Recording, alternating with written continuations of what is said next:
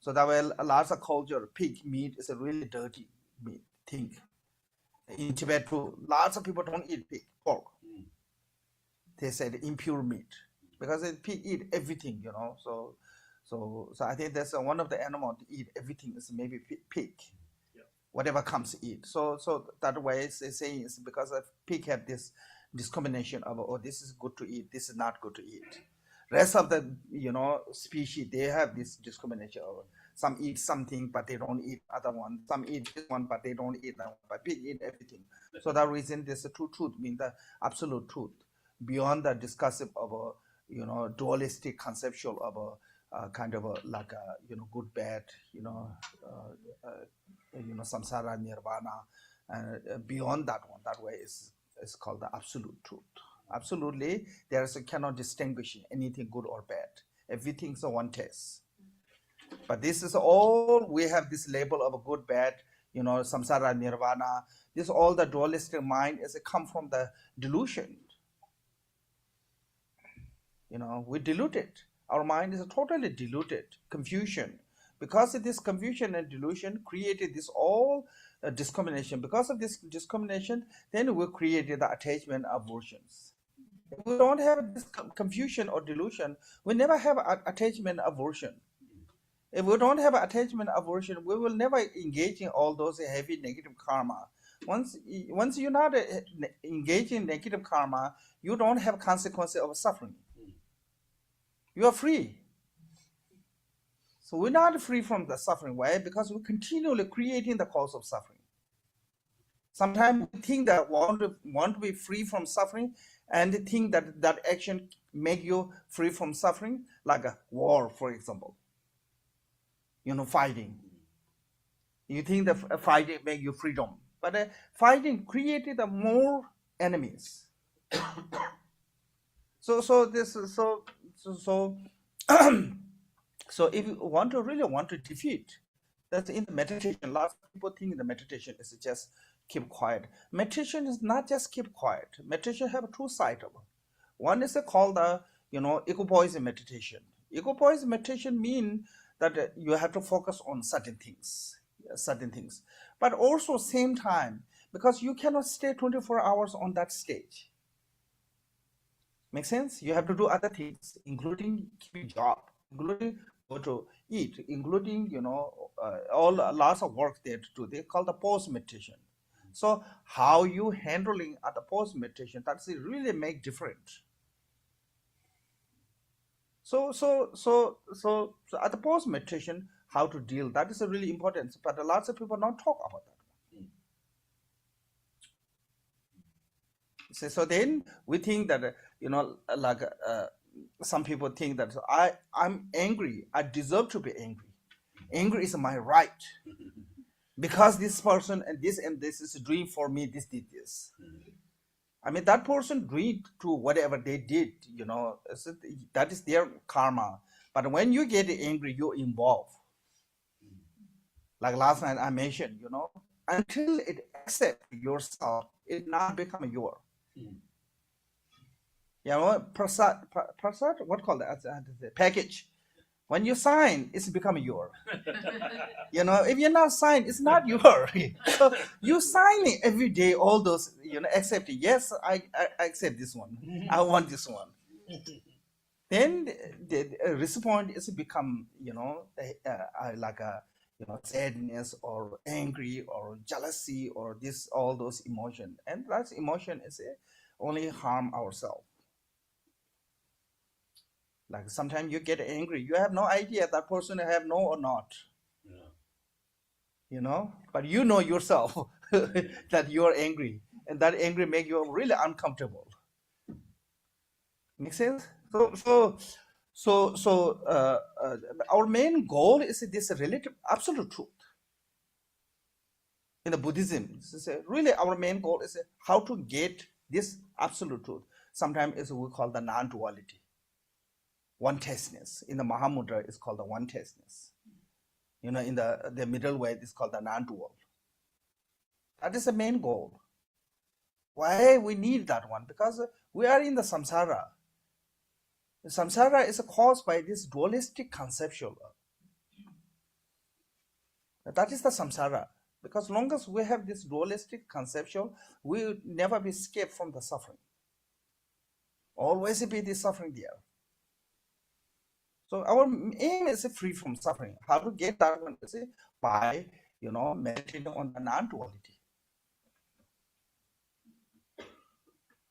So, like for example, we talk about the four immeasurable, love, compassion, joy, equanimity.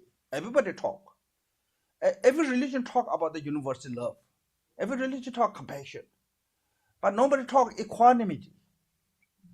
If you don't have equanimity, you don't have a pure love.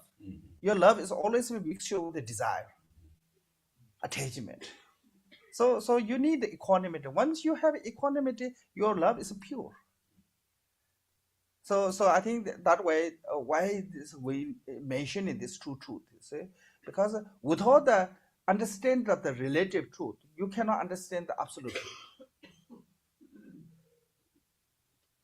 So relative truth is a stairway to get to the absolute truth. So like last night we mentioned, wisdom and method.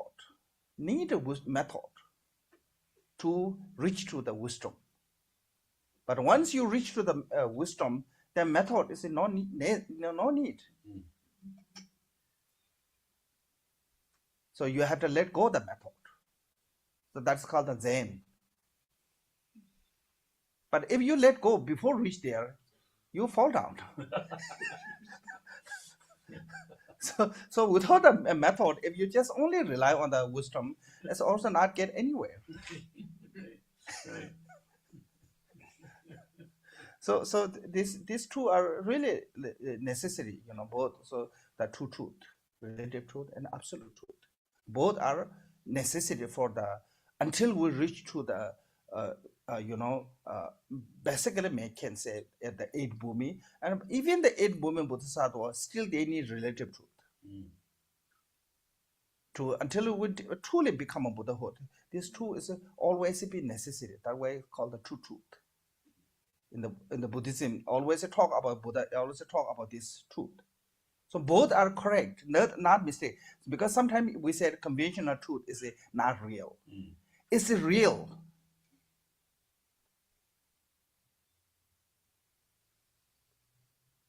Your hungry is real. Your thirsty is real. Your cold is real. Your heart is real. It's not imagination. Until you reach to the relative absolute truth. Once you reach to the absolute truth, and it is not real. So like this example is like when you're dreaming, whatever is going on your dream is real. When it becomes not real is when you wake up. Then you finally realize, oh, it's not real. One morning I really glad to wake up because I was dying in the dream. So I died. I even saw my body taken to the cemetery, Skabir in Tibet. So I woke up. Oh, thank goodness I'm not yet there. So in the dream you cannot recognize your whatever happened. It's real until wake up. So that way, Jidin Sungun's one teaching said, all the 6 extremes are absolute. Why? It's because it's real, all of them, truth. So that we call the noble truth, relative truth. Otherwise, I have to say relative false message in absolute truth. We have to say one truth, yeah? So sometimes we become too much, oh, this is just relative, this is just conventional, and it will, careless becomes sometimes. And lots of time people use excuses of, oh, samsara and nirvana is one. There is no good and no bad. I met some people like that. But then reality is they cannot have that one. So like I was, maybe this is kind of become a trash talk, but I think I'm not trashing anyone. But I was with one lady, okay? So we are in the car and she's talking about samsara nirvana is nothing, one taste. She's really talking about all those higher than Zen. Okay, she's talking all those really, really advanced language she's using. We are discussing. There's nothing good and nothing bad, and everything's oneness and one taste. And this. But then suddenly she got a phone call from her shop, and I think shop is not doing well, so she was really upset. And that time she totally forgot the samsara and nirvana one taste. Yes. So that way, until we reach that state, we have to respect the relative truth. Relative truth is also not totally fake. Relative truth is not really, what called the fabricated. So that way, Jiddu Sangha said, all the 6 extreme are real. All the 6 extreme are conventional, relative. No, what is conventional, relative, valid? Conventional and absolute. Yeah. He said all the 6 extreme are absolute. Why? They're not deceiving. Because yes, nirvana is real. Yeah, but samsara supposed to be samsara is a delusion. Samsara is a what called the our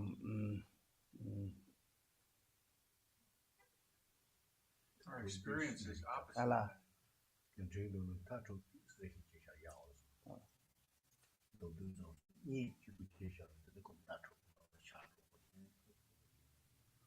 So Ken was saying I should talk a little bit about the 6 extreme.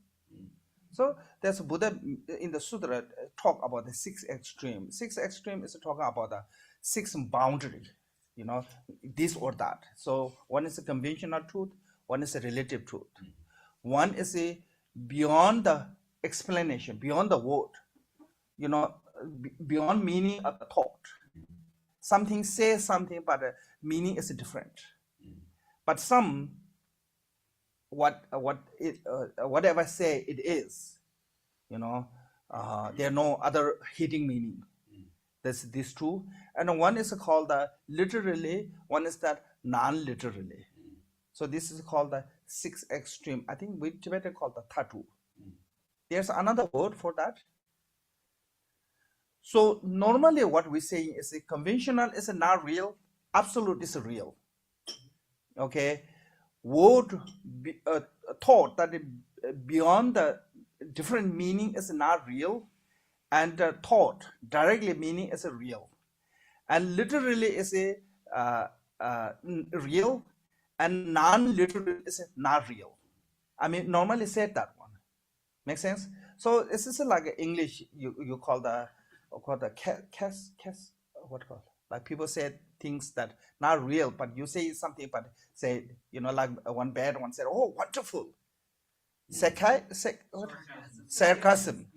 So that's kind of like that word. Sarcasm. Some word are like that. So so I think I don't have a good English, so that way, if there's a so somebody can translate, then it's a much better. But so there is basically talk of this one is that's so I think easier way to we can talk as a conventional and absolute, conventional truth and absolute truth. Talk about this two. So that way this is related to the subject is a true truth. So sometimes people think that's relative truth or conventional truth is a imagination, but absolute is a real. So, but Jidin Sungwun's view is he said both are real, both are truth. Our hunger is real, our thirsty is real, our cold is real, our heart is real. It's not imagination. Long as we are with this condition, with this environment. Actually, sometimes, the relative is more real than absolute. Because absolute is beyond our imagination. We have no clue. So once we wake up, then, this actually there's nothing. So the teaching on the 2 truths. Yeah. When we talk about absolute, it's actually a concept we're talking about. Yeah. So also it's not real. Yeah. It's skillful, but Yeah. there's an arrogance that comes. Yeah. You think, oh, I understand this concept, That's therefore true. I understand absolute truth. Absolutely. When you don't. Yes, sir. Yeah, I was just thinking, I know.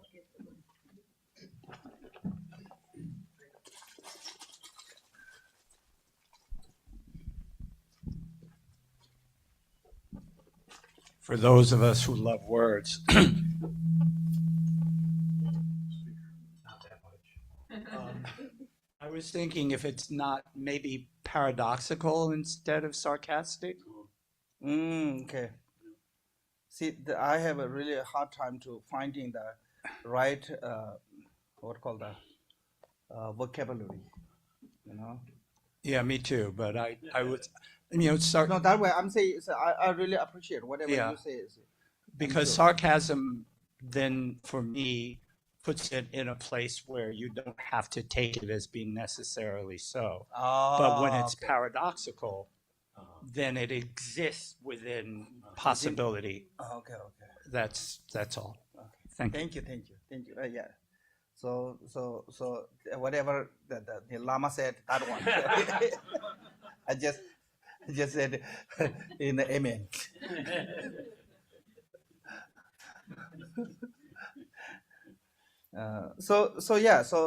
This two truth is actually both are truth. You know, this you have to see. Like Buddha's teaching lots of time is talk about the Four Noble Truth, like truth of the suffering and the truth of the source of suffering. We have to take seriously those, because you cannot say, oh, everything is illusion and created the negative karma. It never be wash away from the negative karma.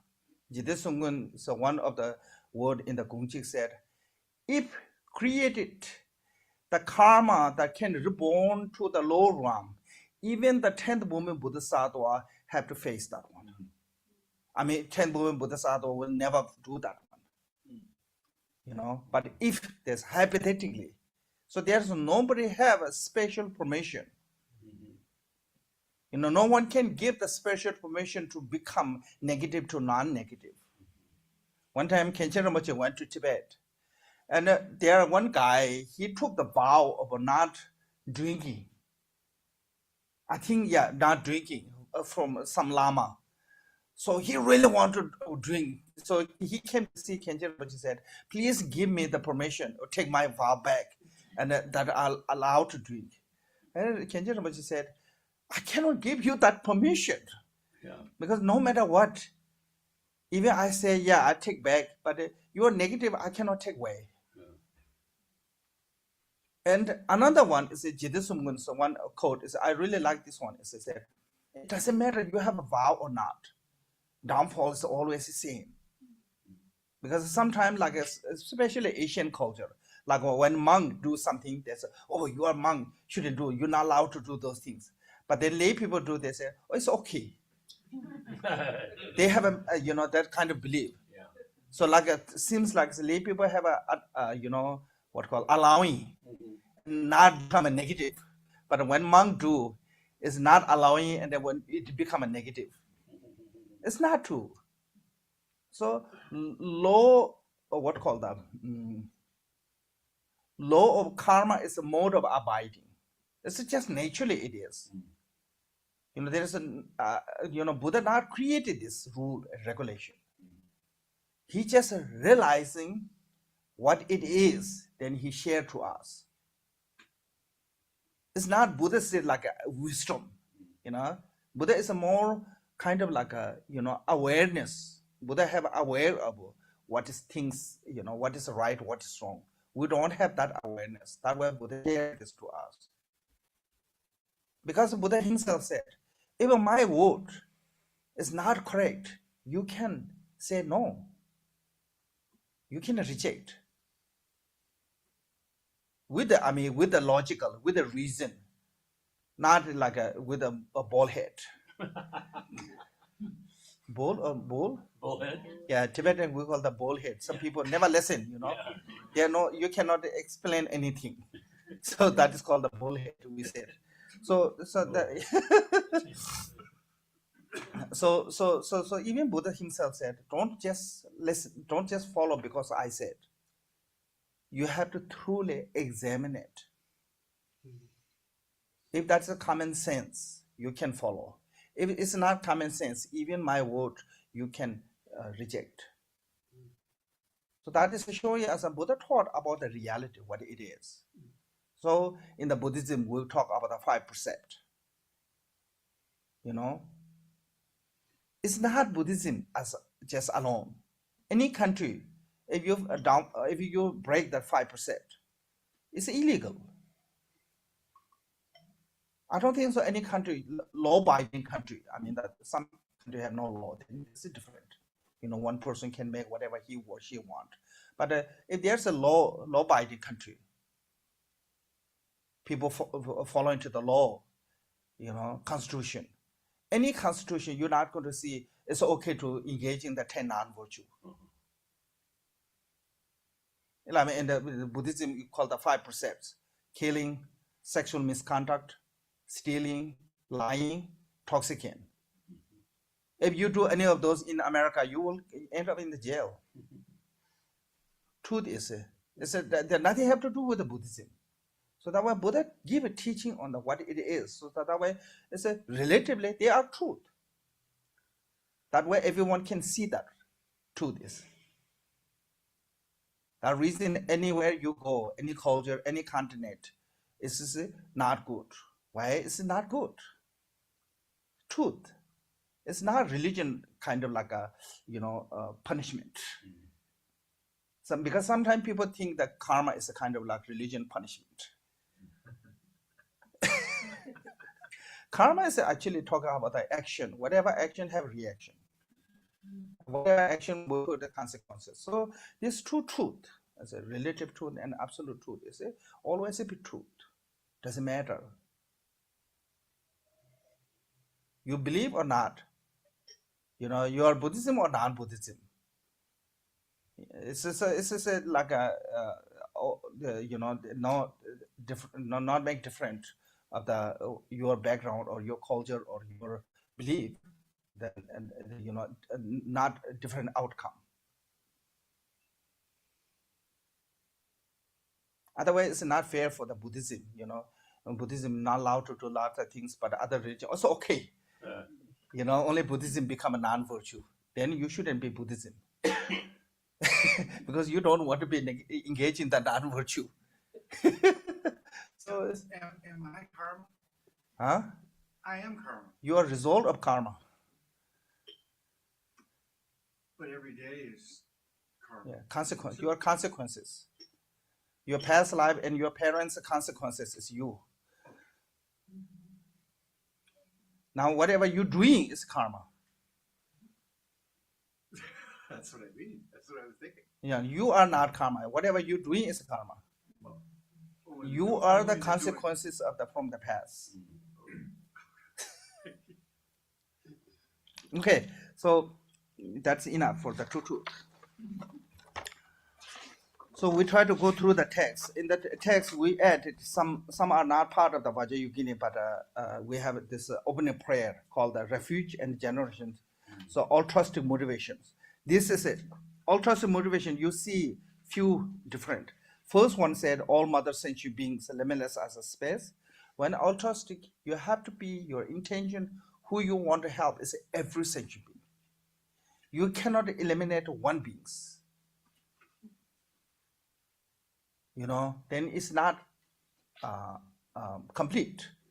So in the Mahayana teaching always said you cannot be, any beings cannot be exceptional. Everyone have to include it. So all mother sentient being mean, the mother mean the kindness one. So like the mother have a 4 kind. You are already studying jewel ornament. So jewel ornament show the 4 kindness. Kindness of giving birth, giving body, kindness of the giving life, kindness of the going under hardship, and kindness of showing in the world. So kindness of giving body means that our parents give us this body. Our body is the essence of their body. they come from them. Okay, so this and four elements come together to become this body. They give us this body. Otherwise, they can do lots of things, but they give us this body. So that way, kindness of giving body. Kindness of giving life means that when we're born, well, I think human is one of the worst species. Other animals, they can learn how to independent themselves. Human need like 18, 20 years nurtured by someone. And this is not come easily. Especially nowadays, it's really not just only like a hardship of the working, really expensive to raising kids. Very difficult. So giving us a life means that if we're not nurtured by someone, we cannot survive more than a few days. We're gone, dead. We hear this one. Sometimes people say, "Oh, I become this my own hard working." How you know hard work? Even you don't know how to eat. Somebody had to feed you when you're hungry. Even you cannot ask, "I want food." Mother or father, whoever loved ones, assume when you cry, maybe my baby is hungry. When you cry, my baby is in need to change the diaper. When we cry, we only know how to cry. That is all the solution, So we know nothing. And like Khenpo said, that when our parents, they neglect their own kind parent and the loved one, then they take care of the stranger one, give more time. Because when we're born, we are really totally stranger to our parent. So that much sacrifice they did. That is called the kindness of giving life. So when they give us life, it's not come easily. Hard work. I mean, you guys know. Because after I come to United States, I understood the suffering of samsara, actually. People work hard. Very difficult. This country looks beautiful, but underneath that blanket, there's really hardship. I really truly understood hardship because I grew up in the monastery. In the monastery, people bring the food and whatever. You never have this experience of how making living. And then when we go to that people's house in Tibet, do the puja, they give you best food. They put you best seat, and they pay you really well. So we don't have that much experience of the suffering, truly suffering of living, lay people's life, hard work. But after I come here, I really truly understood. There's so much hardship. So all those, whatever we receive from the kindness, it's not come easily. So I always said to any monk friend or anyone, particularly in the monastery community, nowadays I said, whenever you receive money, don't waste. It's not come easily. It's really come from the hardship. So because sometimes in the monastery, monks have no experience of the making themselves money, so they don't see the value of money. So this not come. Everything's not come easily. One of our monks, he used to stay in the center. Then he later disrupted and he started working. Then he told to someone, said, when he stay in the center, when people give him a $5 donation, he get really upset. Only $5. But now he understood. And he said, $5 is a lot. So it's not come easily. So many hardship, so many sacrifice come from. That we call the kindness. We under hardship. Then the fourth one is called the kindness by showing the wall. Showing the wall means that we're not born with the educated. We don't know anything. So with first step is that they teach us to how to eat, how to drink. That is also gently. So gently, first give you this easy food and slowly introduce the hard food. You know, then the first we pee in the what called the diaper. Then slowly when become a little bit aware of, then parents said, you cannot pee here, you have to go to the bathroom, you know.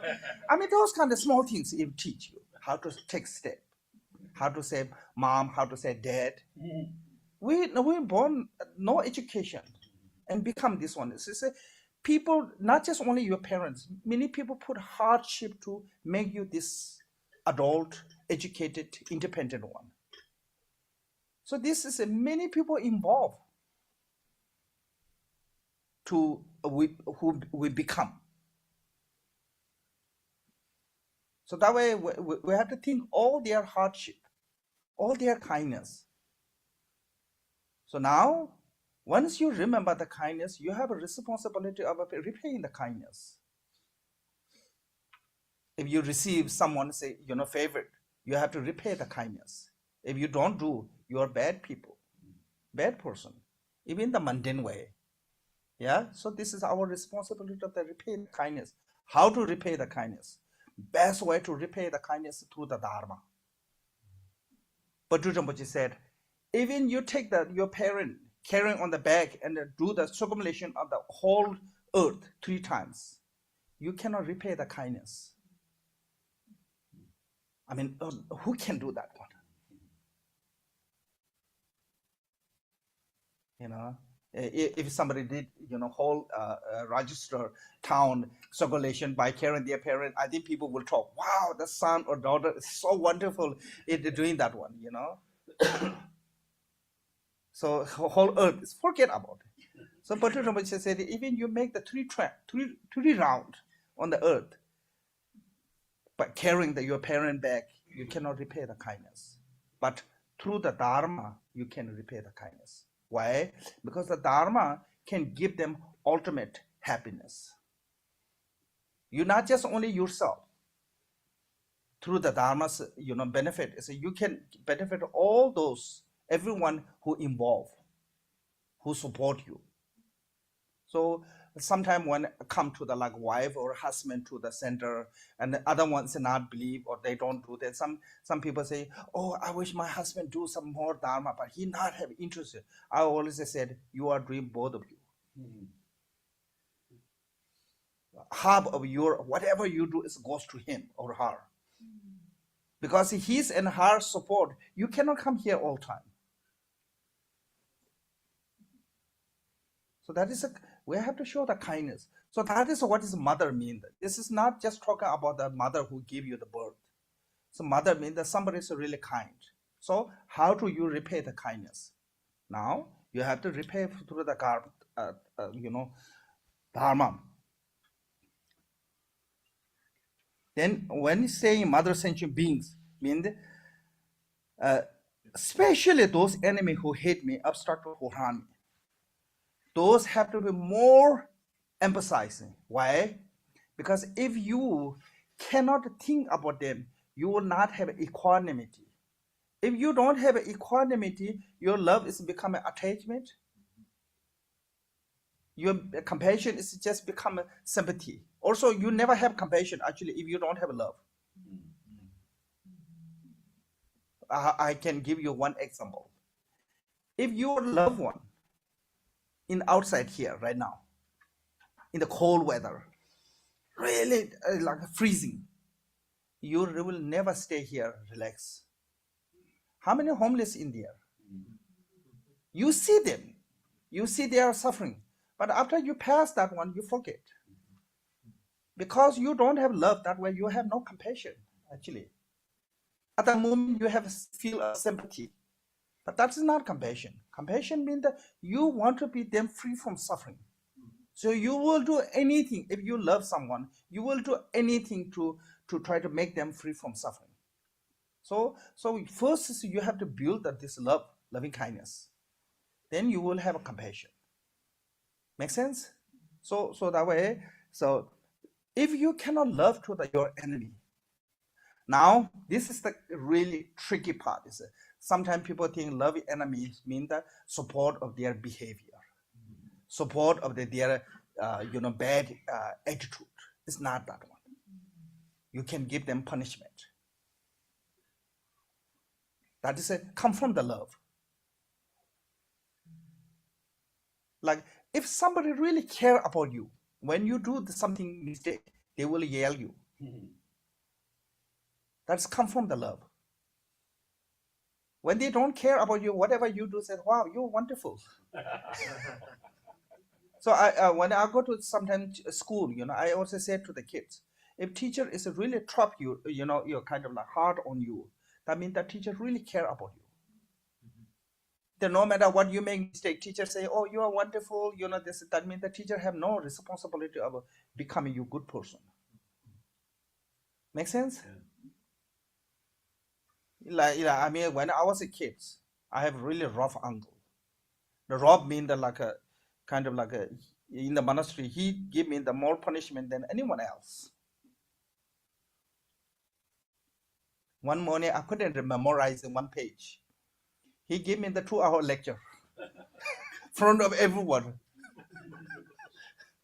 But other people lots of time cannot memorize it like that, Sometimes it takes some hard. He never give that kind of a lecture. He never give that kind of not lecture, scolding.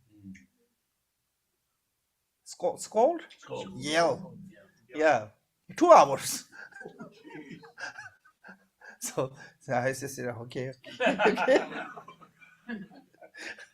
That's patience. Yeah. No, there's no other way. It's not patience, just fears. But later I realizing he care about us that way. He's doing this one.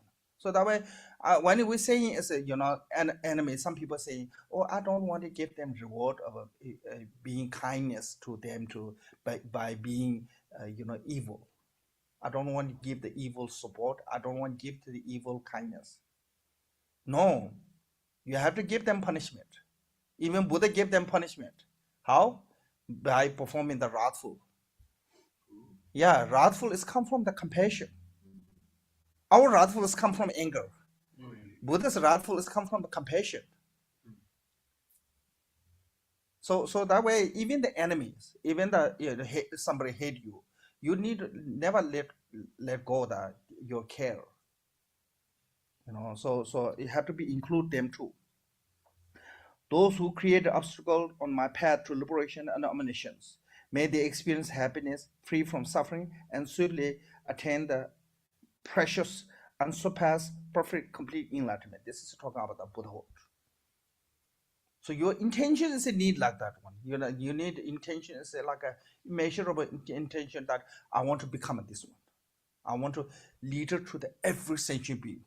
I want to be liberator of every sentient being, including my enemies. That's called the aspiration prayer. Aspiration, yeah. But now come to the reality. Reality is not same. It's called the action bodhicitta. Also, aspiration bodhicitta is that's your motivation. There's your intention. You need that kind of great intention. But reality, you have to work according to your capacity. You cannot say, oh, now I have a bodhicitta, I have to help everyone. Impossible. So the reality, do what you can. Don't try to burn out yourself. Because sometimes people at the beginning, they become a really, enthusiasm. Yeah, then try to do so much. Like I see that some new Dharma practitioner, they try to do so much practice. I want to do 2 hours, 3 hours, 4 hours. Then later give up everything. Right. Because you burn out. You cannot carry on like this for continually. So just build a small way. Don't make too much commitment. Make small commitment, but once you make commitment, never give up that commitment. Like at the beginning of the Yoga Dharma practitioner, I just say, okay, I want to meditate every day 5 minutes. Never make the less 4 minutes, but keep the 5 minutes every day. Then one day 5 minutes become really easy. Then you make 6 minutes. So don't make too much commitment at the beginning. Sometimes people become lost and try to make, I want to do this, I want to do 3-year retreat. And this is, don't try to make too much commitment, because once you make like this kind of commitment and breaking, become later really bad habit. Never keep your promise. People will not trust you, and you cannot trust yourself. So just make the small one. So there's actually there's 3. There's one. It's for the purpose. For the purpose means that bring every sentient being to the unsurpassable enlightenment.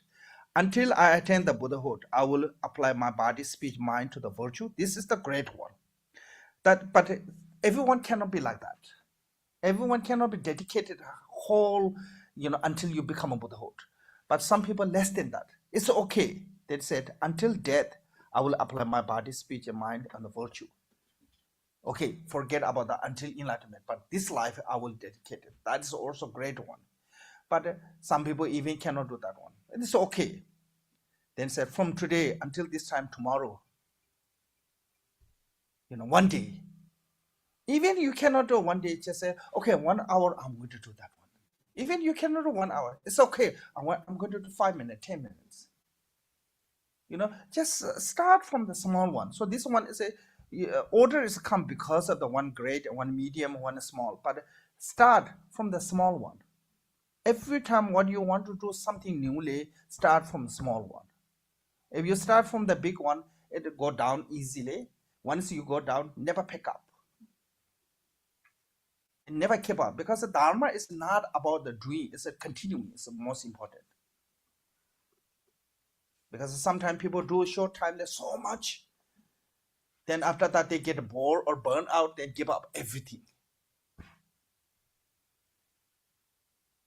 So that way, Jiddu said, all the 3 times Buddha's main path is the continuing of mindfulness. Continuing. The continuing is more important than so much doing. Because when you do small one continually, one day you can do great one easily. I heard this one. It say, if you want to become like somebody who can pick up the horse, how you practice? The grow horse, yeah? How to practice? You have to pick up smaller amounts. Yes, since babies, what called the horse baby? What called this? Foal. Since born, every day pick up, move from here to there, there to here. You do every day. One day you can pick up the grown horse. They said. So this is have to start from a small one. I think for the Dharma practitioner, there's a way in the way say is I don't know who said this one, but there's one said, "Tambe kele mambo majides. Get the kawe kele la yuna. Dollar maji wa shishilu. Shia shindo maji tetajas. This is one.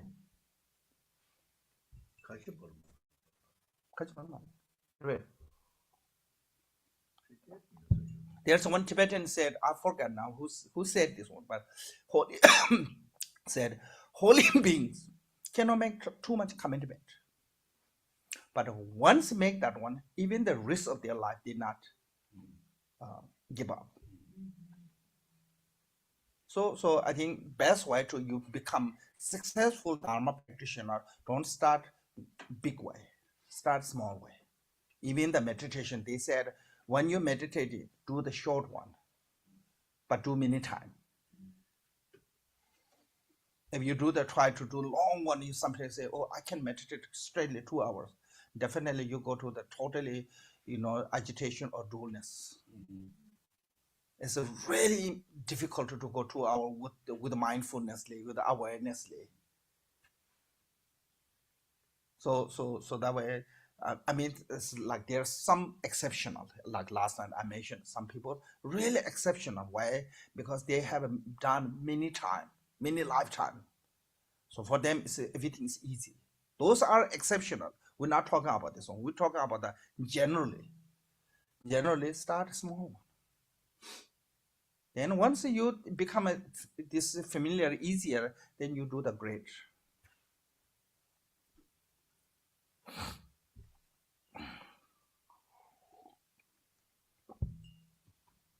So that way there's a three choice. You can make yourself as a Dharma practitioner whole life, or you can make the until enlightenment, or one life, or just maybe just become a one day. When it comes to the action, you have to do as you can. Don't try to copy from someone doing, because every individual is different capacity. Some people good with certain things, but not good with the other one. Some people good with this one, but not good with other one. Make sense? Yeah. So there's have to do lots of because depending on the lots of relation mean that from your past lives. Relation of the past lives. So that way you become a certain things more easier. Like I have one friend, childhood friend. He's really smart to doing like things like fixing things. He's the one of the best in the monastery. He just look and he learn. Yeah. Really, I mean that or fixing around the house or anything. So would put in things like pipe or anything. He is the one of the best one. But when memorize the text, he is the one of the worst one. Sometimes he couldn't memorize whole day one stanza. Really. One day he was so frustrated. He wanted to memorize but couldn't. So each individual have different talent. It's not necessarily always the same one. So then try to gradually you bring there. So anything. So this is basically talking about how to improvement from the small way to start and come to. Yeah. Now here's then refuge prayer. Refuge as a I think last night this morning I mentioned refuge have two kinds of refuge. One is called the causal refuge and one is called the resulted refuge. Resulted refuge means the Buddha is within us. Like Khenpo Rinpoche always repeat this one. It's the kingdom of the heaven is within you. From the Bible. He always said this one. I remember hearing this one. Kingdom of heaven is within you. Yeah, is that correct? Yeah. So Buddha of the Dharmakaya is within you. You have this Buddha, inner Buddha. But you're not recognizing. This is like a really poor man. The house is built on the oil oil well, or oil. I mean the underground they have oil treasure. Yeah. He's just poor because he doesn't know how to get there. He have no knowledge of there's oil. Make sense? Yeah. So normally we said the poor man house built on the treasure house. Treasure what call that? Treasure. Yeah, on the treasure. So we are like that. Poor one on the treasure city. So that's Buddha is everyone have equally. We call the Uttara mean the continuing. This continuing is everyone have equally, never get worse, never get better. When you are in the samsara, it's not get worse. When you are in the nirvana, it's not get better. Just that is continuing, that's called. Okay. But how to recognize in that one, how to find that one, is you have to rely on the causal refuge. So there's two type of refuge. One is a general refuge. One is called the mandala of the refuge. Generally refuge means that we are under the teaching of Shakyamuni Buddha. So Shakyamuni Buddha is our teacher, of the Buddha of the teacher. His teachings of the 84,000 hips of Dharma is the Dharma.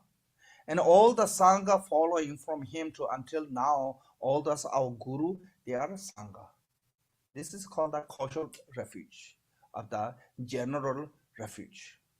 But each mandala had their own refuge. Now, when come to the Jagatsambhavara mandala, it's called the Nejur Sangha Khandroma. They mention yogi, mantra and then Dakini. Yogi means the Chakasambhavara and the Yogini, the principal deity. They are Buddha. Sangha means the mantra. That is the Dharma. And the Khandama is a radio, those all Dakinis. They are Sangha.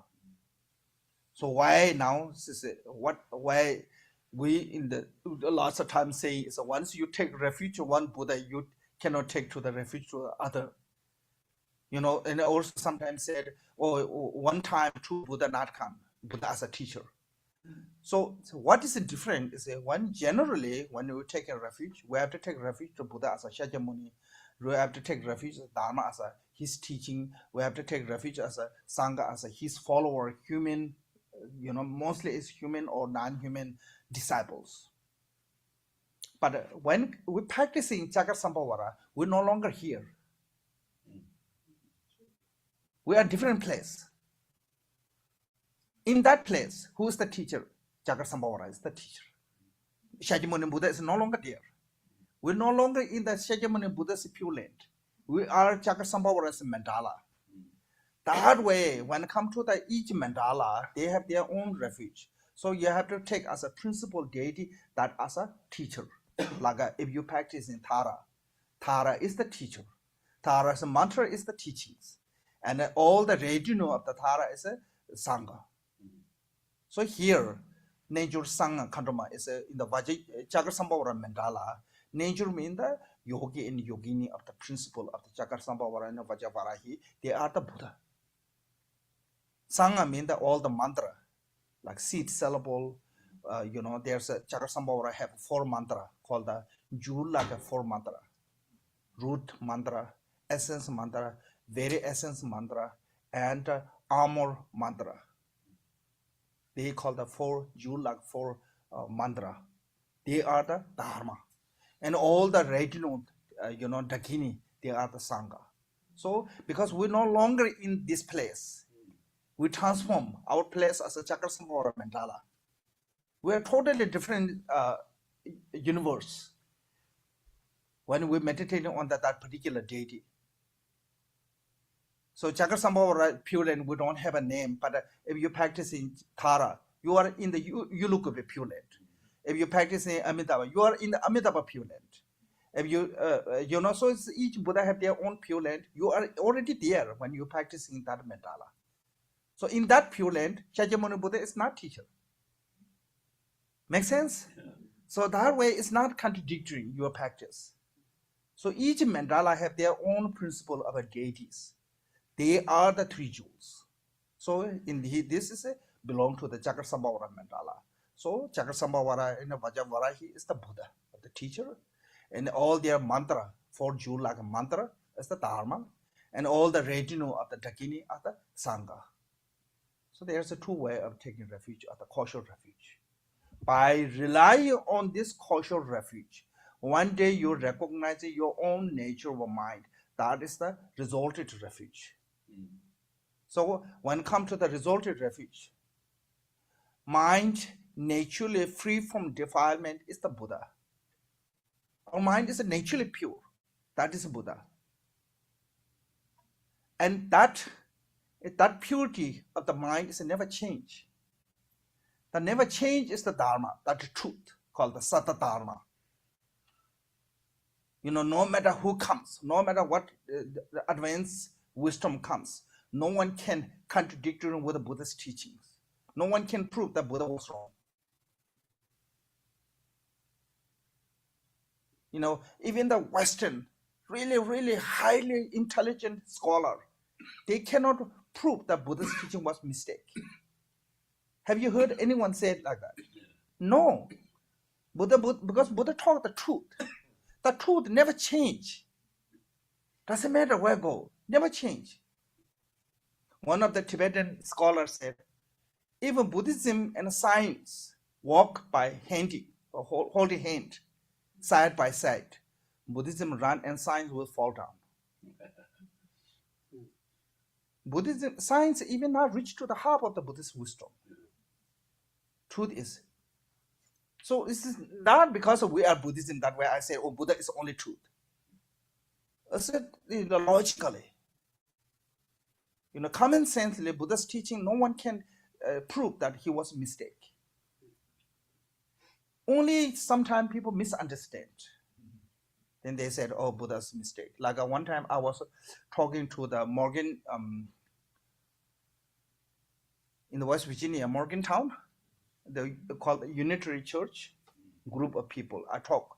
So I just talk about the Buddhism. And one guy said, I like Buddhism basically.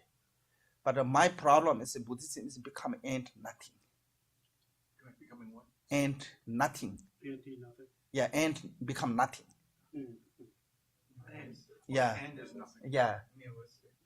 So that I said, I think you misunderstood the emptiness. Emptiness is not nothing. Emptiness is everything.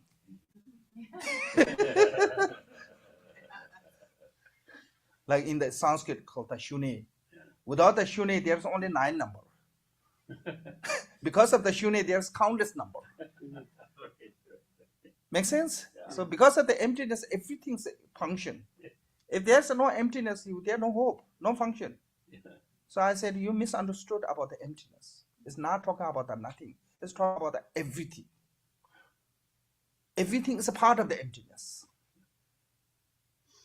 So that kind of people misunderstand. Then they said, oh, Buddhism, this. Other than that, personally, I never heard anyone logically, reasonably said, oh, Buddhism is a mistake. There's this is false.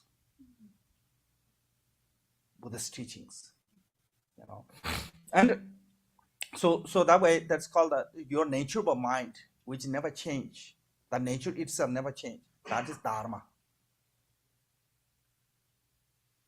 Okay, that nature always primordially or the enlightened qualities like compassion, loving kindness. It's a part of our nature. Renunciation is a part of our nature. Like in the Uttara Tantra said, how you prove you have a Buddha nature? And he said, because you have a what called renunciation from the suffering, you have a seeking to the nirvana, you are naturally compassion. You're not going to find any sentient being totally lack of the compassion. Some have a bigger, some have a smaller. Even the vicious one, they have some degree of compassion. So those are the sign of the Buddha nature, in the Uttara Tantra said.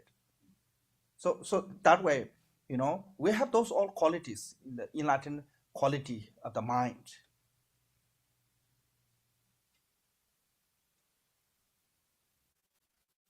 So I think the reason this is called the resultant refuge is within us. But how we recognize it is by we have to rely on the causal refuge. That's why it's called the causal refuge, mean cause to realizing the ultimate nature of our mind. That ultimate nature of our mind is actually absolute truth. Absolute refuge is the ultimate nature of mind, of the Dharmakaya. But how to get there, so you have to rely on the relative of the causal refuge, which is the Buddha Dhamma Sangha. Make sense? So that is what it means that taking refuge means. Buddha as a teacher, Dharma as a teaching, Sangha as a community.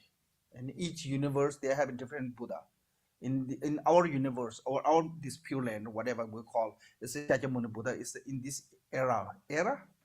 This era, Shakyamuni Buddha is the teacher. In the future, Buddha Mitriya will become a teacher. Make sense? So there's a change will come, but there's always a have teacher. Same way in the Jagasambhavara mandala, and Jagasambhavara is the teacher. So there's a two type of refuge. One is called the general refuge, and one is called the each mandala is their own refuge. Okay, this is not just only Vajrayogini, even the Sutra. Like when you in the Sutra tradition, when you go to Pure Land. So that is a refuge. Then said, by the merit of generosity and other good deed, may I attain Buddhahood for the benefit of beings. This is a bodhicitta. You whatever you do, you dedicate it. Attain the Buddhahood for attain the benefit of every sentient beings. then sometimes people may think, oh, if I share to everyone, I have nothing left. Actually, it double for you. How double is it? If you dedicate for only yourself, you will achieve that result, then gone. But if you dedicate it for every sentient beings, then it's become inexhaustible, continuum. Your benefit is naturally comes, even you don't want.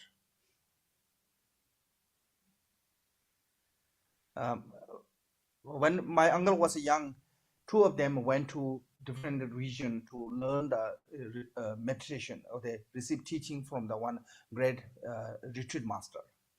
So because they traveled together, left from monastery, they shared the tsamba in the bag. Together have one bag. So my uncle said, actually, since he was young, he loved to share. Anyone comes, so anyone come to their room, he said, you want to eat something, so he always shared. Then other monk got really frustrated. We are far away from the home, and you have really bad habit to sharing everything. You're going to make us really, lack of food. I'm not going to, I want to divide our food. So he divide. And he took his part. Then my uncle said, when my uncle still have half, he's finished.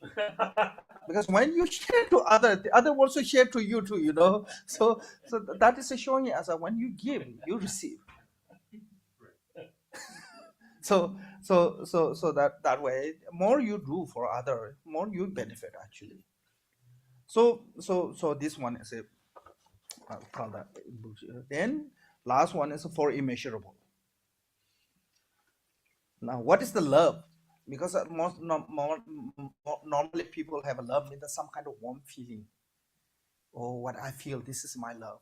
Yeah, they're saying how you feel for your child, how you feel for your, kind of like I don't know, some kind of like feeling something.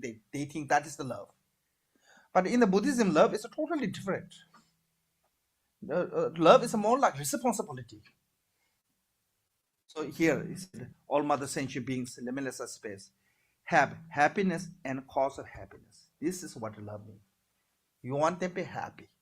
Not just only wishing them to be happy, they meet them with happiness, cause of happiness. So what make the cause of happiness?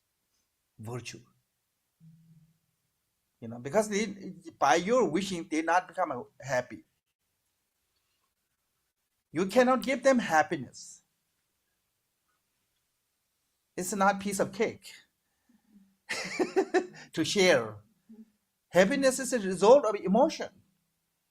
You say you have to do that yourself. How to make it? You have to create the cause of happiness. What is the cause of happiness? Is good karma, meritorious activities. That is the cause of happiness. Happiness is a result, consequences of the good deed. So best way, if you want to be happy, them like our parents want to be us happy. That way they give us education. They spend lots of money to send us school. Their goal is to make sure when they're gone, we become independent. We become capable to take care of ourselves with education, knowledge. Make sense? That is a happiness. Otherwise, you said, oh, I want to, my son is really happy. Just let him do whatever you want, to drug, alcohol. And that parent destroy the life of the day. So that is not cause of happiness. Cause of happiness is have good education, good manner, live good way, live with ethically. So, some I heard this one is some people say, oh, I don't want to discipline, I want to be independent, I want to be freedom, I don't want to discipline.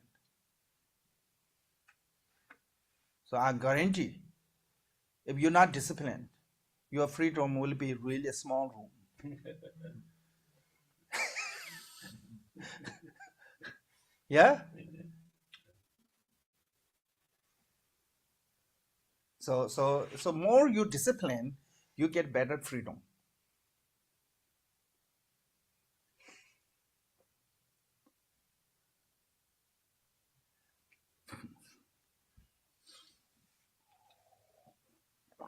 Monastery, we have a discipline in the monastery. The disciplinarian always keep an eye on those troublemakers. They never keep an eye on the people who behave nicely.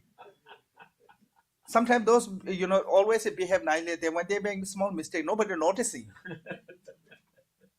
But when the people who always make troublemakers, they are always on them. So you totally losing your freedom actually. So I think when we say happiness, it's a come from the cause of happiness. So cause of happiness is a, good karma bring the happiness, bad karma bring the suffering. So we have to recognize that one. Then we can say, oh, what is the happiness? How to come to happiness? Then second one is said that is for the love mean that one. Then the compassion mean that they free from suffering and cause of suffering. Same this one. What does compassion mean? That you want to free them free from suffering. Anyone, when you really truly have a compassion, not just have a wishing to be them free from suffering, you created the cause of separate from the cause of suffering. Like if you doesn't care anyone, when yourself is hungry, you give food and go away. But if you really care that person, not just only give the food, bring home, give education or something, give that a way to living them. Make sure they become independent. So I think this is we have to what is love mean that try to bring them to happy with teaching them how to create the cause of happiness. What is compassion mean that free them from the suffering and also cause of suffering. These two are really important. So when you have this one and anyone is become successful, you get only joy. Make sense? So what is joy? Is it? They said, may they be separate from the happiness and free from sorrow. Okay. So that is the joy mean that, if you don't have loving kindness, when somebody becomes successful, you get jealous. I think generally, who get the most joy when you become successful? Your mother. I believe that one. Your partner may be jealous. Really, sometimes it's true. Even your children may be jealous sometimes when you become successful, but your mother never jealous. I believe that one. She get more joy than you.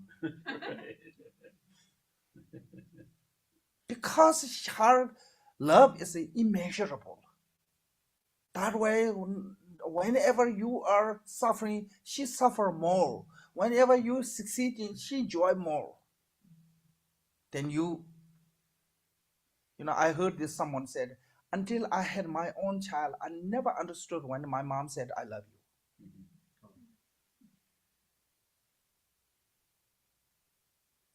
So only mom knows that what it means. There's no measurement of that love.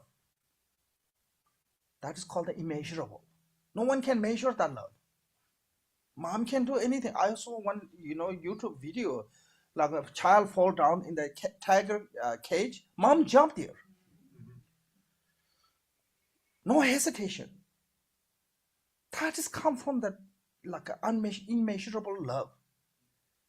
Normally we run away, So that way, then you can have a truly. Then said, may they rest equanimity, free from attachment, aversion. So sometimes people say equanimity mean the no attachment, no aversion. Just have no attachment, no aversion is ignorant. Table have no attachment, no aversion. Room have no attachment, aversion. Pillar have no attachment, aversion. The table has no love either. Yeah, so that's ignorant. That's just not have attachment, aversion itself is ignorant. It's basically saying no distinguishing. Someone have a more love, someone have a less love. You have equally love everyone. So this loving kindness and compassion have to have equal to everyone. That is called equanimity. So this one is a Jiten Sungmi gave a really good example. What does the love mean? He said, love is like how mother feels to the child. Example of love is. So compassion is, he said, when you see the leprosy one, you have a certain feeling. That's called the compassion. The feeling, that feeling is a part of the example of compassion. Then joy is a when a two dear friend apart long time and the first time meet, there no involvement of the jealousy or anything, just have truly joy, purely joy.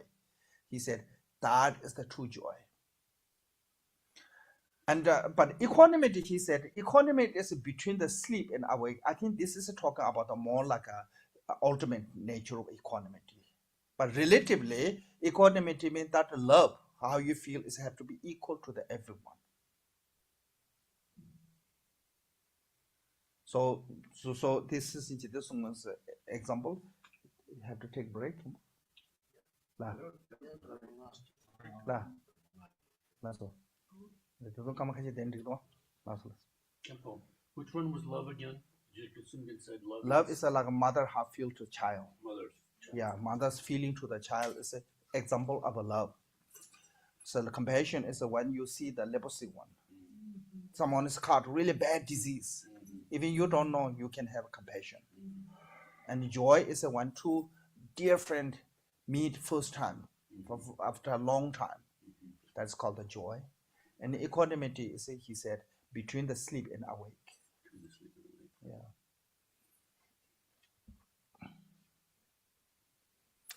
Then here's a text. This is the daily practice of the arising stage, the mantra recitation of the Vajrayogini. That is the original name, is this one.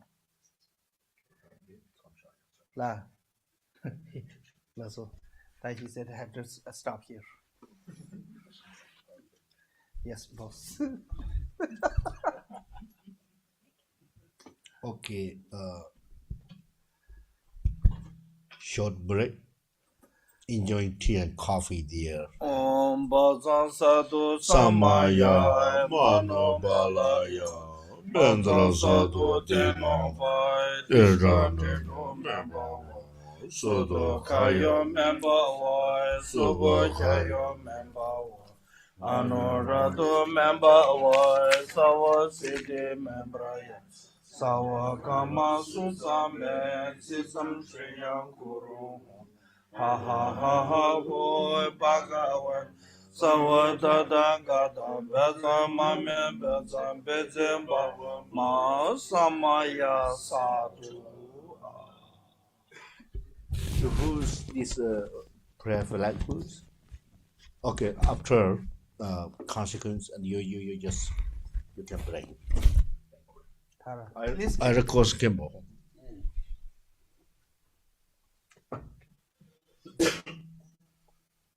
Okay, I'm going to stay here to read this one.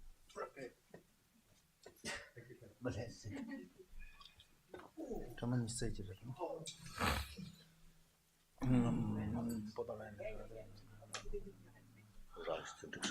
No, Chancha Drama Yumbo, Jenga Drama, Jesu Chushi, Jesu Drama Chanto, no good, no good, it's a Pima, Commando, Savannah, Malubra of Joseph in the Machato, the Jananga, when Chazaki, Jimela, Samalona, Jamacha, the page. You're going to champion in the motor of the Machador, Chambo, Namachation, the Dolphins,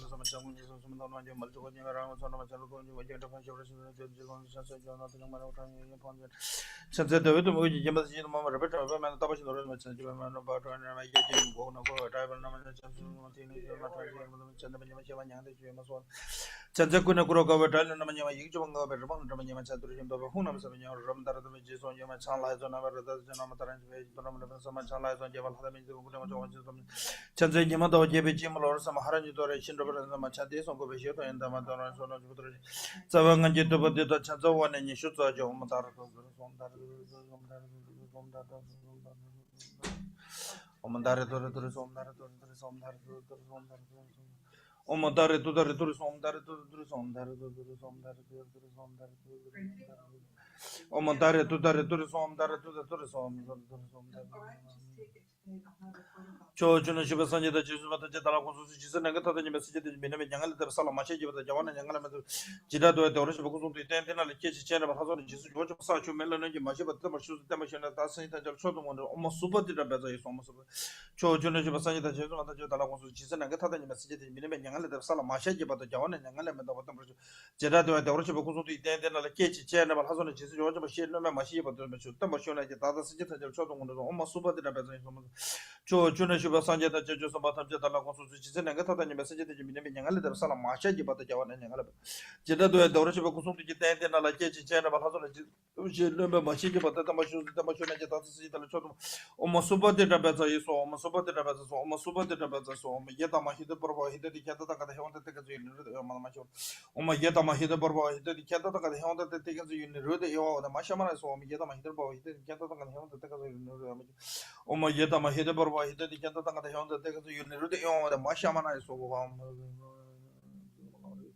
Jedesonata Jimasai Dane, what the Machuromi on Jetusana, Chiki Tambachigun, Alshay, but then it didn't but he did about the Batashim, Hata and the Hama, Chiven and Sojicher on the city, but then it didn't but Trashi Pusu over the Gilubu, Trashi Yala, Trashi, Trashi, somebody over Trashi should get it on a show, the minimum, the temperature you were Trashi, the leisure of the Change Joseph Yango, the sausage, to Sosa, the way to Russia, Malabakuma, and to San Diego, to Sonship, Jota, Yonga, Chodam, the years of the Samba, San Diego, in the immediate division, Jidama, Yoko, the Mother Saint, that sometimes that the gender of James.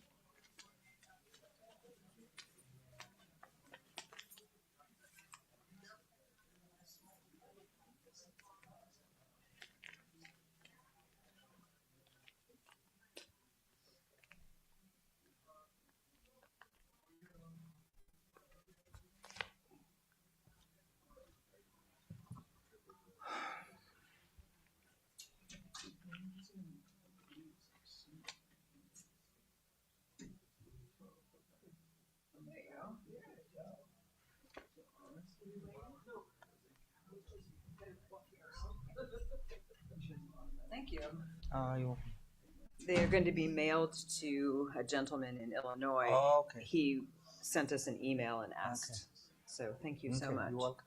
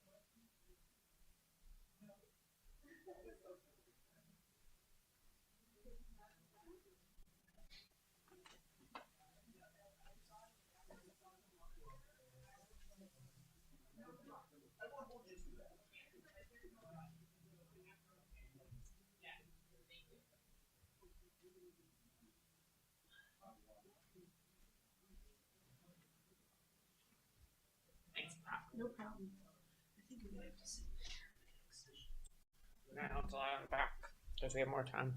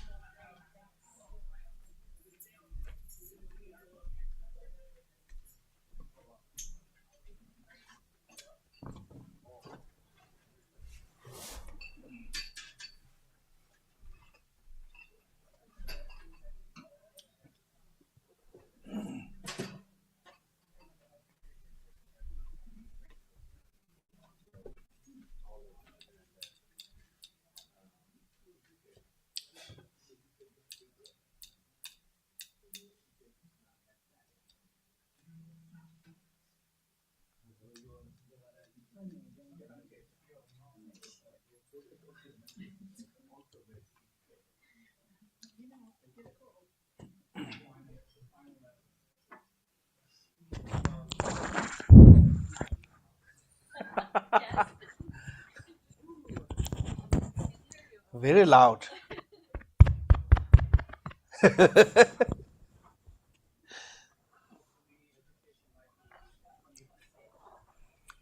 Mama Chakra Sunga Yantu Saravandi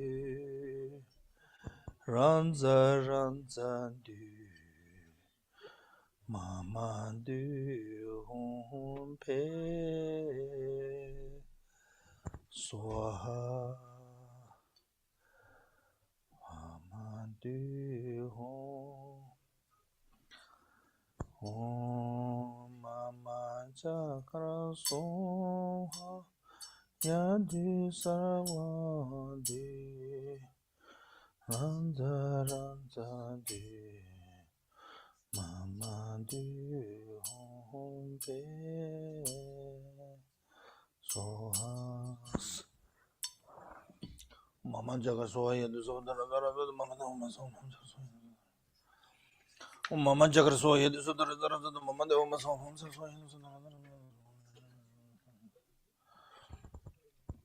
Mama Jaga Zoya the Zona.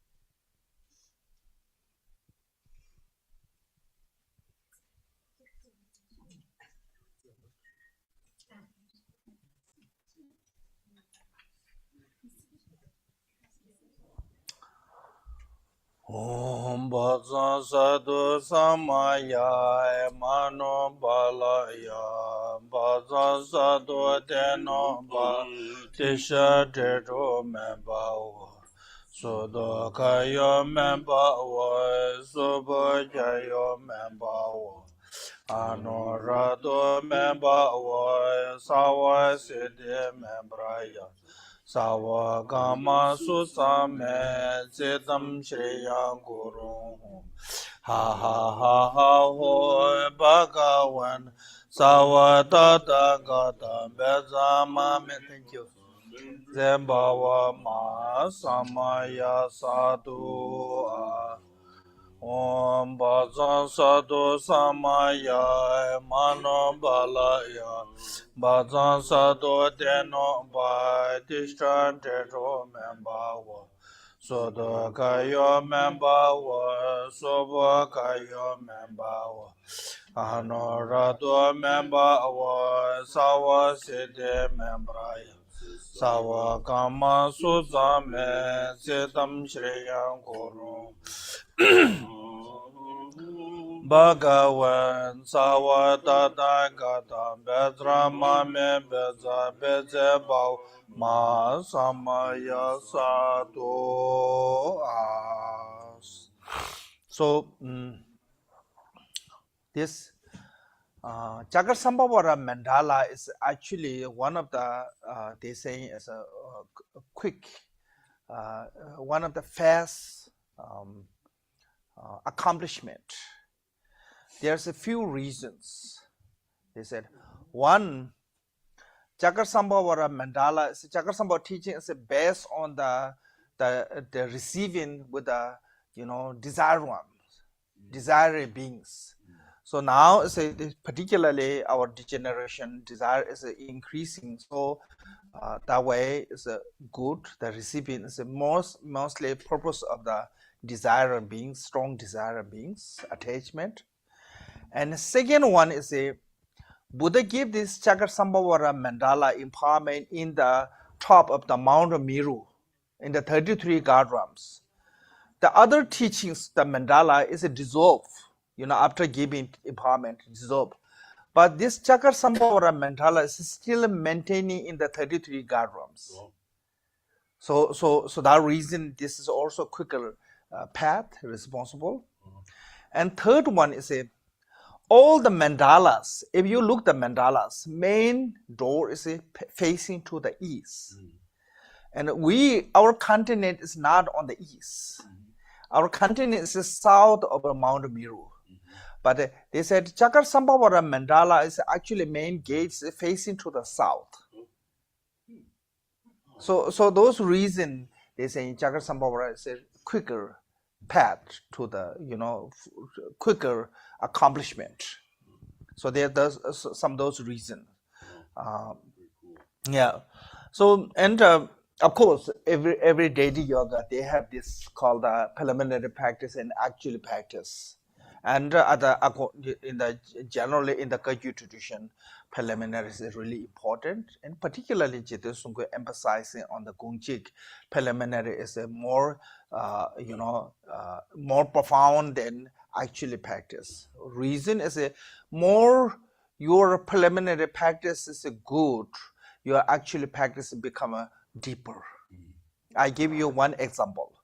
If you have a truly understood of the faults of samsara, you get better renunciation. If you truly understand of the suffering of samsara, your compassion is better. If you truly understand of the impermanent, you truly can understand the emptiness. Like Bodhi Rinpoche said in the word of my Dharma, perfect Dharma teacher, he said, until you understand the depth of the impermanent, you will never understand the Dzogchen. So preliminary is the more you understand the deeper of the preliminary, actually is can understand the better. So if you look the Buddha's teachings, first he gave teaching on the noble truth. Noble truth is a cause and result. One is a positive, one is a negative. Truth of the suffering is a result of a negative from the negative cause of truth of source of suffering. And truth of the cessation is a positive result from the truth of the path. Okay. This is actually a cause and a result, law of causality.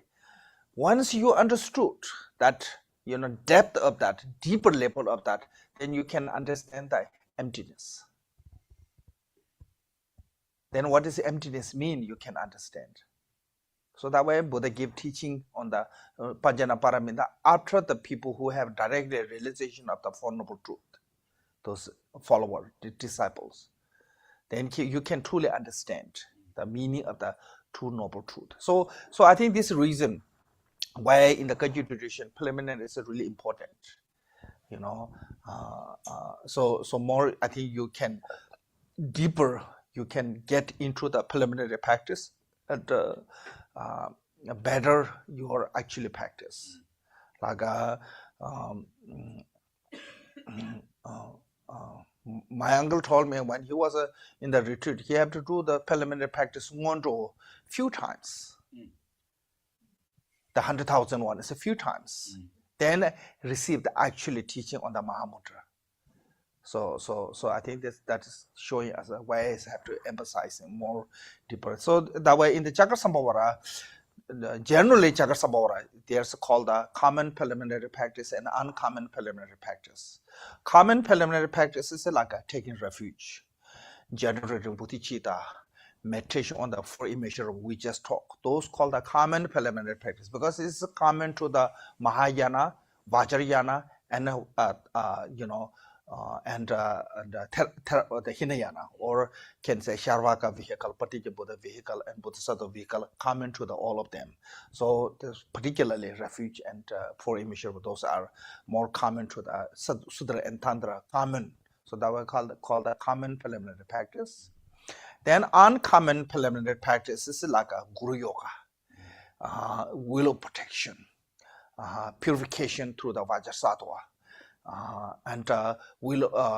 So those that kind of few things called receiving the empowerment. So those four called the four uncommon preliminary practice. So, but then later, because of this reason, they try to make the separate Ngondro practice called the 100,000 prostration. Those are created later. At the beginning, those are not separate. So this is a part of the deity yoga, all the Ngondro practice. part of the deity yoga. In the Chakra the extensive sadhana, you can see all the 400,000 Ngondro teachings already there, part of that.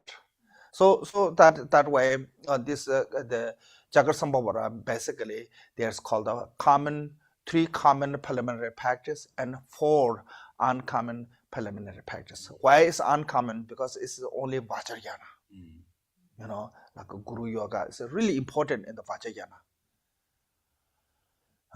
In the Vajrayana, most important is a Guru devotion, because many teachings are really so dense, so profound. There's no way to can discuss with or no way to can understand just reading books. Cannot get that one. When Naropa was reading Tantric texts, the shadow came in front of him. Then he looked, the woman, really disgusting looking, kind of like a woman came, ugly looking. And she asked him, what are you doing? Naropa said, I'm reading this Tantric text. And she asked, do you know that word? And he said, yes, of course, I know the word. And she becomes so happy. She's jumping. She's showing her all the happiness.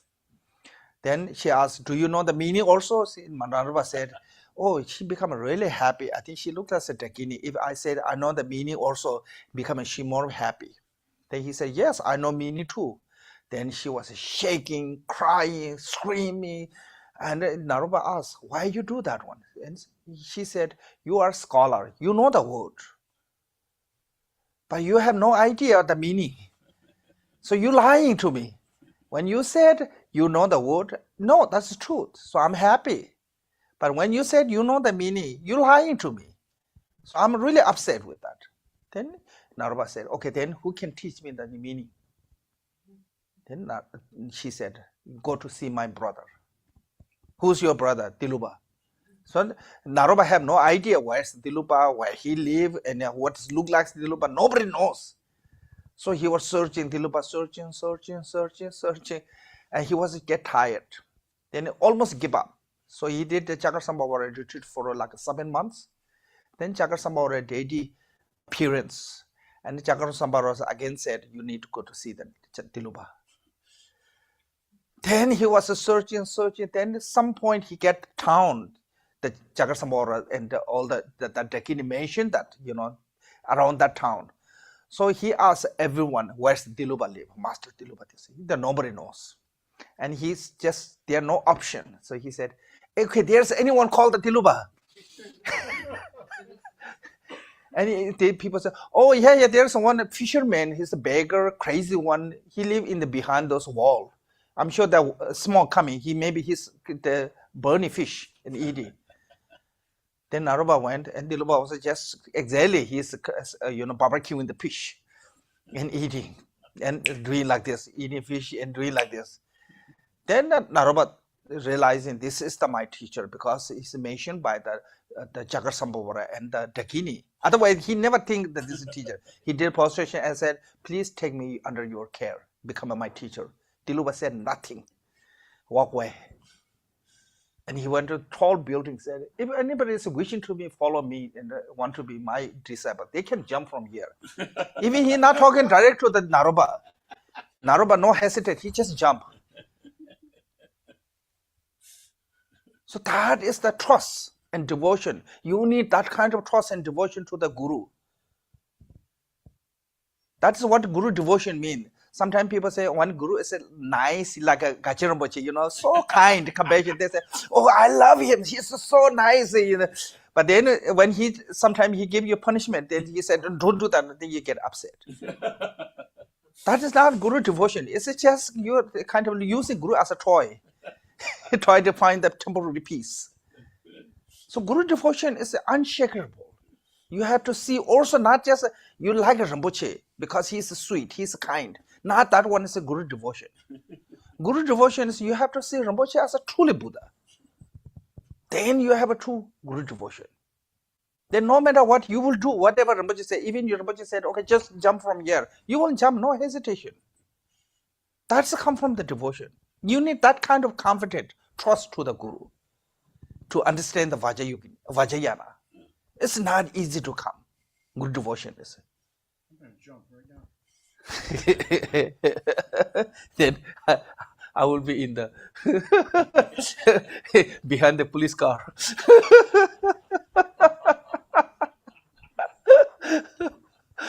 So this is, I'm saying is that is what is mean, and that there's no other way to you can understand the to know absolute nature. Absolute nature, like Sarah has said, only two things can understand the absolute nature is a guru devotion and accumulation of merit. Those two are the main two conditions to realization of absolute nature. So guru devotion is really important. Guru yoga, particularly in the Vajrayana, faith, trust, confident. We call the vivid faith, eager faith, trusting faith. It's so like Jidisungul said. I think I mentioned last night. If you see Guru as a knowledgeable truth, a noble truth, understand, then you get only become a Sharvaka. Whatever you see as a Guru, you become that one. If you see the Guru as a truly Dharmakaya, you have good chance to become a Dharmakaya.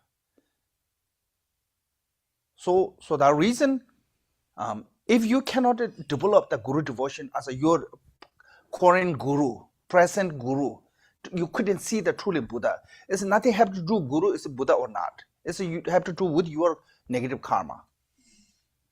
Like when Kamboba leaving from the Milarepa said, in the future, when you have a certain realization, at that time you will see me truly Buddha. So we have to be, like we say, when we are ordinary, we only see Guru as a Nirmanakaya. When we become higher, like a advanced practitioner, like a Mahasiddha, then you see the Guru as a Dharmakaya. Sambhogakaya. Then one day, when you reach to that state of the Guru as a Dharmakaya, you directly see it. So that way, right now, we cannot see that way. So you have to build that trust and faith. My Guru is truly Buddha. Make sense? So that way, why is the Vajrayana, particularly in the Guru Yoga, is really important. And when you are struggling your meditation, any Kamabhati meditation, any meditation, when you're struggling, stop meditating, supplicate to the Guru. It will come change. More supplication is better than try more harder. So Guru supplication is called the henceforth of a meditation. Henceforth of a meditation is a Guru supplication. It means that when you have a struggling, when you have a problem, struggle, when you're having difficulty, how to remove that obstacle is through the Guru supplication. It's called the henceforth, yeah? In the Tibetan called the Bonde. Bondeba. So that way, Guru devotion is the head of the meditation, and Guru supplication is the henceforth of the meditation. Henceforth? No, then. No, that's not henceforth. Head and foot, and then Henceforth means going forward. going forward. From this day on, from this moment on there. No, not henceforth. That called the Ponde. Ponde means the. Huh? I said we need Khenpo. Khenpo might be able to know. We need our Latsawa. Yeah, I know. We need Lazawa. But so Guru devotion is, you said, the head? Head of the meditation. Yeah. Whatever head goes, follow the rest of the body. Yeah. That way, head of the meditation is a Guru devotion. Then the Guru supplication is a enhancement. Enhancement? Enhancement. Enhancement, the giving power. Yes, enhancement, kind of improvement. Yeah, improvement of the Guru. Meditation is a Guru supplication. So I think this reason why those are important for the preliminary is what my point is why preliminary are important. So with this preliminary strong foundation, strong base, then you have the actual meditation. So here's the actual meditation said, with a body that sevenfold posture of the concentration. This sevenfold posture of concentration, sometimes called the seven posture of the Buddha Vajrayogini. Have you heard? Yeah, it's called the seven posture of Buddha Vajrayogini. Why is Buddha Vajrayogini? Why not Buddha Amitabha? Because Buddha Amitabha is also same as a meditation posture. What is the reason? 7-point meditation posture. Yeah, so it's called the seven posture of Buddha Vajrayogini. Yeah. It's a Buddha Vajrayogini is sitting same as a Buddha Amitabha. They don't call the seven posture of Buddha Amitabha. Right, yeah. We don't know. Is there a Shana in the center?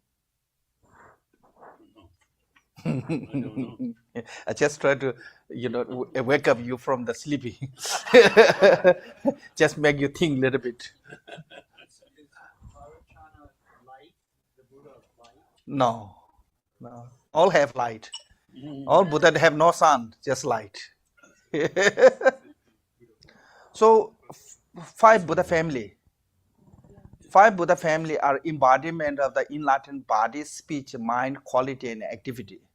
Buddha Vajrayogini is the embodiment of the enlightened body. So when you do this seven posture, you achieve the enlightened body. This is called the essential point of the body. By meditating, sitting posture, that is become a cause to reach to the enlightened body. That way, is Buddha Vajrayogini is related to that one. Otherwise, Buddha Amitabha is the same sitting, same posture. But Amitabha is an embodiment of enlightened speech, not the body. This is a body posture, not speech posture. So body posture is called the sevenfold. Leg cross, Vajra cross or leg cross. Hand meditation on the forefinger below the navel. And, thumb just barely touch. And the left hand is below, the right hand is the top. And the spine must be straight. 3. And the shoulder open. 4. Neck slightly toward. 5. And Neck slightly forward. neck slightly forward like this. 4. Yeah. This is number 5 or? Who's counting? Yeah, 5. Then 6 is a eye gaze to the, this called the karma biting gesture. In the Mahamudra gesture is different. Yeah, different. Then you look at eye in the space. Yeah, this is totally different. But here, the eye gets to the, because you don't want to see too many things. Okay. Then the tongue touch to the pillow. Yeah. And live as a nature. So this is called the seven posture of Buddha Vajrayogini. By just learning how to sit that one, bring you to the state of the meditation. This one. Because the reason is scientists said brain is mind. Buddhism said brain is not mind.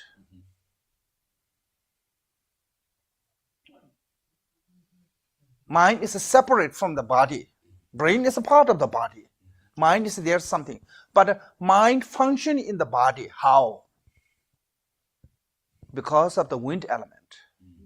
Long as we have a wind element in the body, our mind will function. When wind is not following to the body, mind not function anymore. Like your hair, like your nail. They don't have any more mind function. So that way you can cut without the pain. Also, when you have a dead skin, some people have a losing the nerve. Some people losing the nerve from the diabetes. Some people lose because of the injury. They have to cut the limb because no longer flowing the wind. So that way it's death, that area. Why? So there's no longer mind is accessing. Why? There's no air. When no air, we died. Mind will function in our body long as there's air. When you inhale, that's called the life energy. Long as you can inhale, you're not going to die. You only die the day you cannot inhale. Your last breath always be exhale. Then you died. So that is showing as our body, channel, wind, mind, function together. That reason, whatever body goes, mind feel. Whatever mind feel, body react. So that reason, long as our mind is functioning with the body's essential point is a necessity. Support of the body is a necessity. That's why I call the seven posture of Buddha Vajrayogini. You know. Then in the Vajrayogini is much deeper than that. There you really according to the Vajrayogini, it's called the channel, wind, and a bindu. We have a three main channel called the central channel, left channel, right channel. Yes, Umaromajama. Then, but right now, where is the air flowing?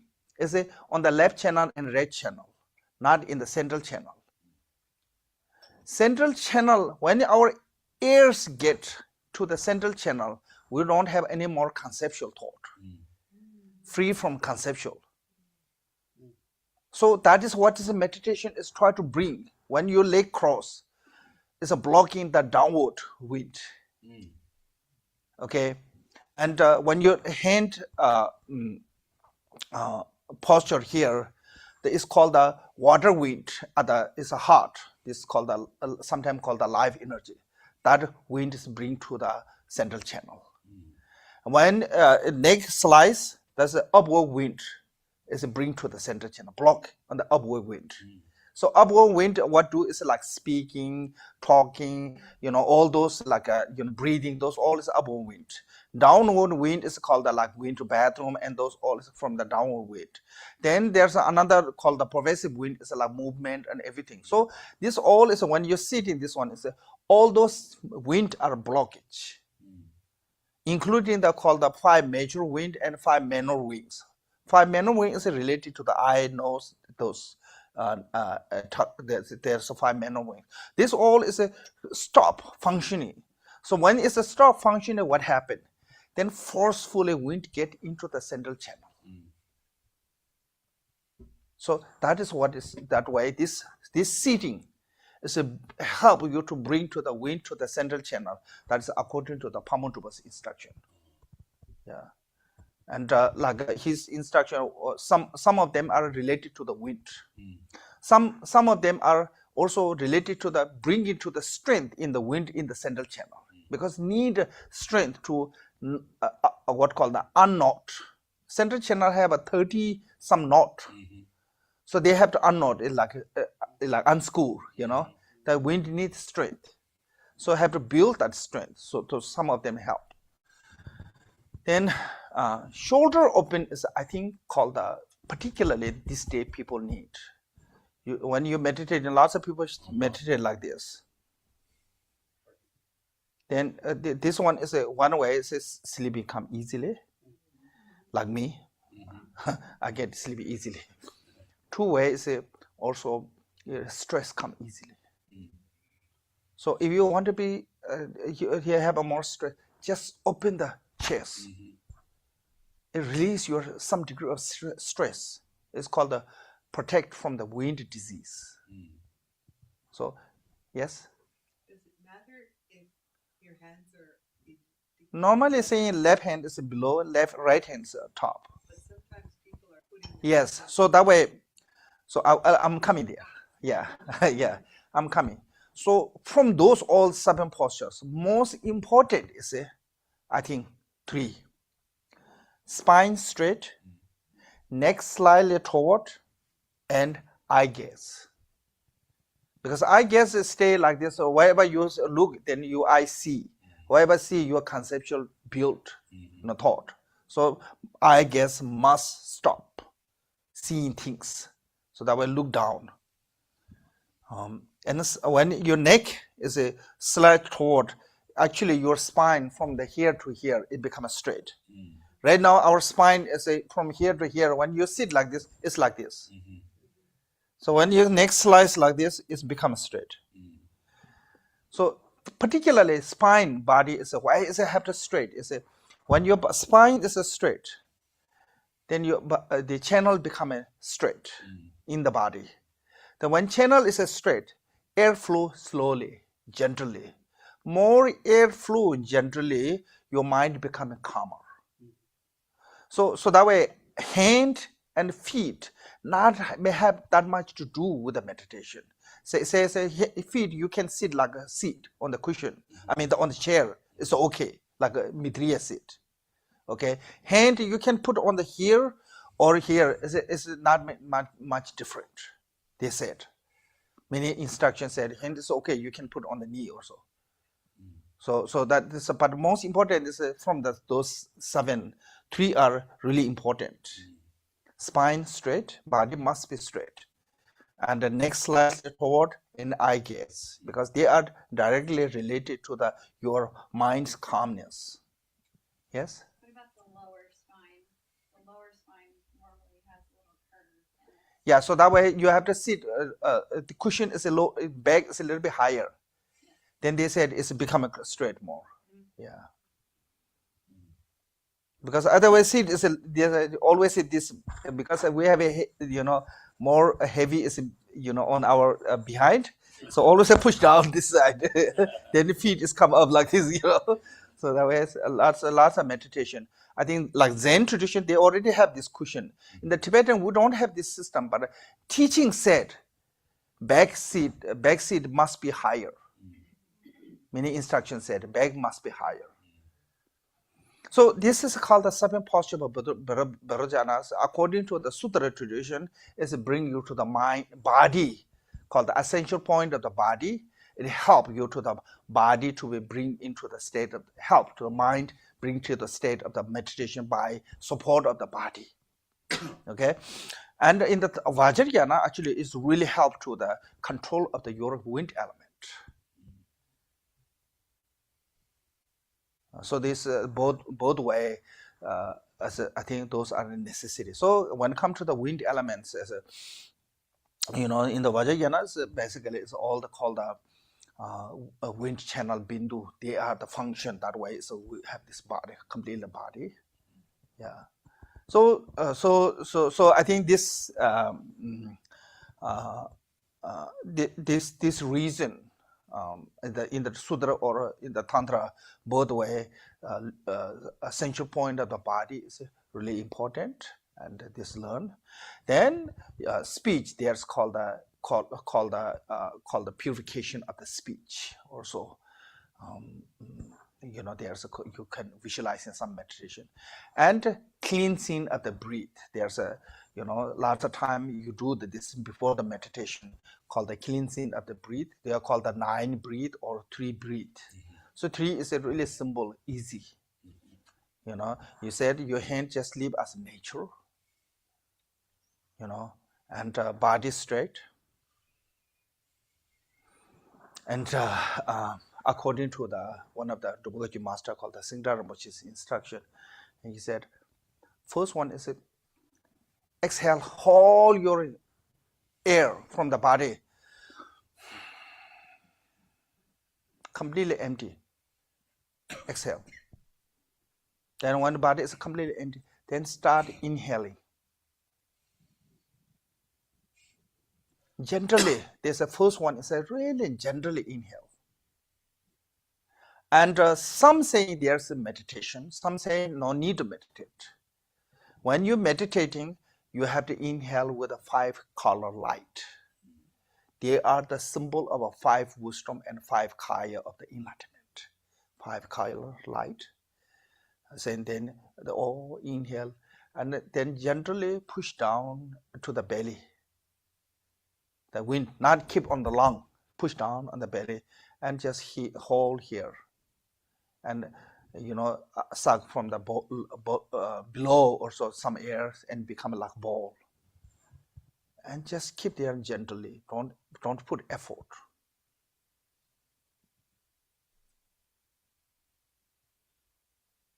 So until you become uncomfortable, some people can stay a long time. I heard one of the Rinpoche master in the Manali, he passed away. He can stay like 1 day on that meditation. The wind is called the Bumbache. And Holiness Jawan Rupa said, I cannot stay 1 day, but I can stay 1 hour or 2 hours.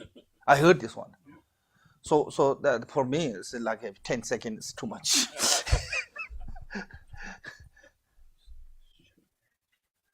So that this is, don't make uncomfortable because it's not good for your health. When you become really uncomfortable, then start exhaling gently again. When you exhaling, first one is gently, very gently. They said in gentle that even your hair, nose hair not move, but wind shape must be like a body. When you exhaling or inhale, particularly exhaling, wind shape like a barley shape. Like barley grain. Yeah, so small and get bigger, and small. But don't analyze where wind going. Don't think about that one. Just concentrate on that. So that is the first round. Second one is a little bit stronger, but also shape is same body shape. Start small and babies become stronger and end with a small and hold here again in the belly and until it become uncomfortable. Once it's become uncomfortable, then exhale. Same shape, body shape.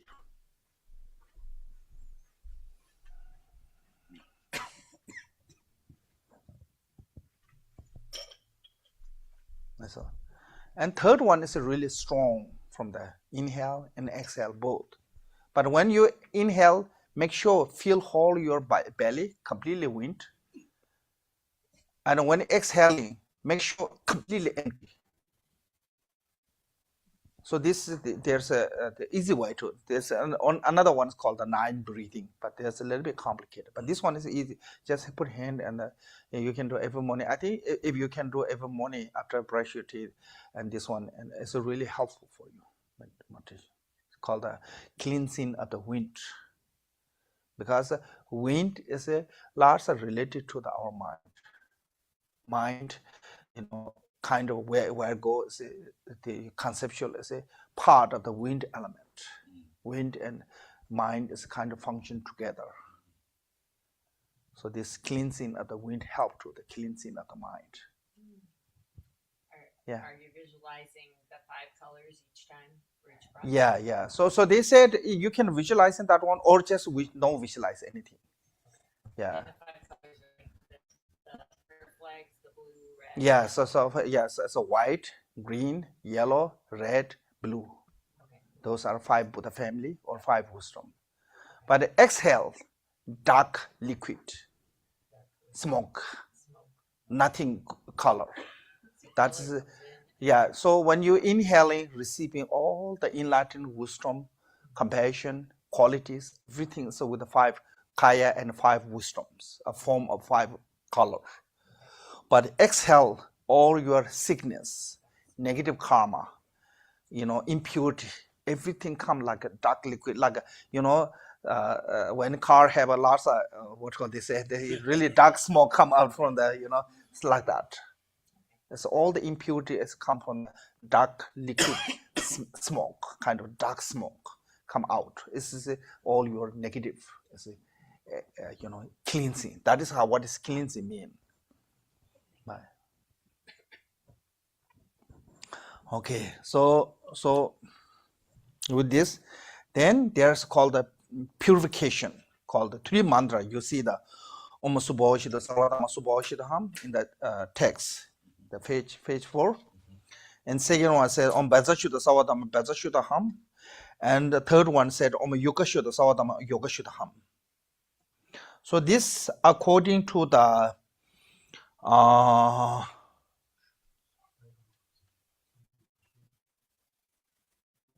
in the Digung, there's called the Yaogungarenje. One of the people believe he was a reincarnation of Jidesung's reincarnation. Jidesung himself said, when Digung's lineage become a really decline, I will come. So people believe the Gungarenje was Jidesung's reincarnation. His commentary said, these 3 mantras as a purification of the body, speech, mind. Through these 3 mantras. And also same thing as a Pawtsula Tengwa. One of the most detailed explanation on the Vajrayogini practice is a Pauzula Tengwa from the Kamakaju. I think he's a disciple of the 8th Kamapa. Do you know? I think he was one of the, I think 8th Kamapa. Pauzula Tengwa, one of the great scholars from the Kamakaju tradition. So when I was studying this one, I have some question. So I asked Holiness. Holiness said, just read the Pauzula Tengwa. That is a really reliable commentary in the Kagyu tradition. That is one of the most extensive commentary. So I reading, and in the Pauzula Tengwa's commentary also said same things. These 3 mantras is a purification of the body, speech, mind. First one is purifying our body. Second one is purifying the speech. And third one is purifying the mind. So both Kungarenche and Pauzula Tengwa both said these 3 mantras. Why there's 3? Normally one, you see the only one, yeah? Yeah. But there's all 3. So this one is a Pauzula Tengwa and Kungarenche both said purification of the body, speech, mind. So first one is almost Suboshita, Sarvadama Suboshitaham. And mean the Sawabawa. Sawabawa mean the Sawabawa mean the all the phenomena. Shuddha mean the pure. Suboshita, Sarvadama. Sorry. Sawabawa mean the naturally pure. Sarva mean the all the phenomena. Swabhava Shuddhaham, a nature of that. So same nature. So this one is a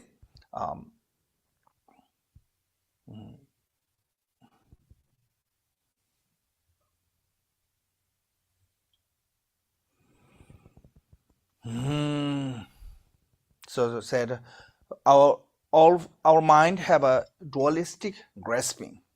So with this mantra, they free all the phenomena of the appearance as a free from the dualistic grasping. So because of the dualistic grasping on the phenomena, our mind bondage in the samsara. So liberating from that bondage of the dualistic grasping by meditating on this called the completion stage of the Mahamudra. So Pauzula Tengwa said this mantra and the final, the completion stage of the Mahamudra we call the actually wisdom. It's no different, same.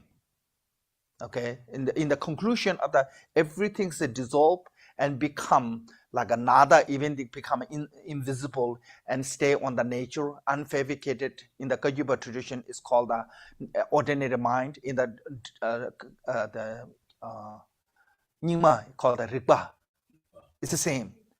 So the Pauzula Tengwa said this mantra and that is the same meaning.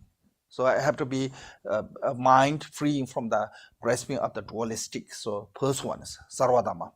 Then the second one is said Om Baza Shuddha. So I mean the Vajra, pure Vajra, Sarvadama Baza Shuddha, nature of pure Vajra.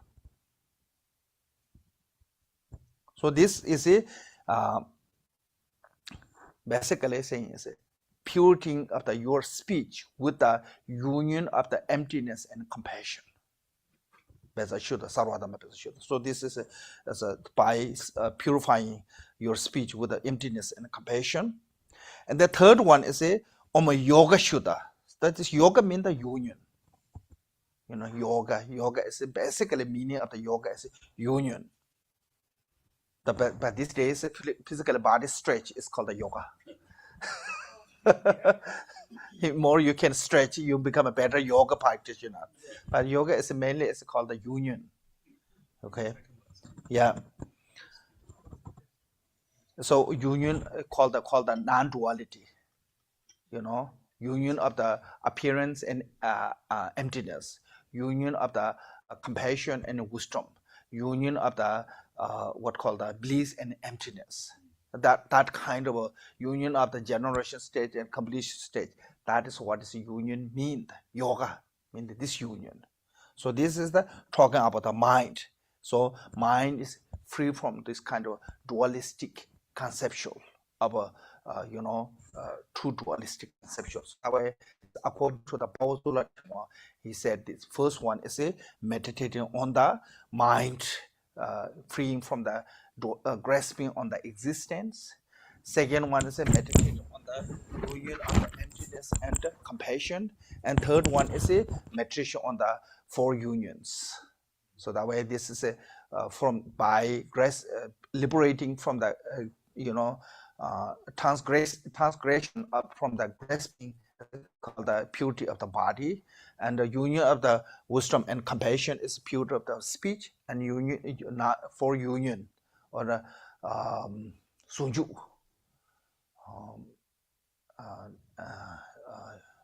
I think it's called the union of the unsurpassable nature. It's called the union of the mind, purity of the mind. So by these three mantra, purifying our body, speech, mind, so all three. Now, what is purifying? What is the base of purifying? They need something to purify it. All the conceptual phenomena are not there. If you purify, they are not there. So there is need base. What is it we purifying?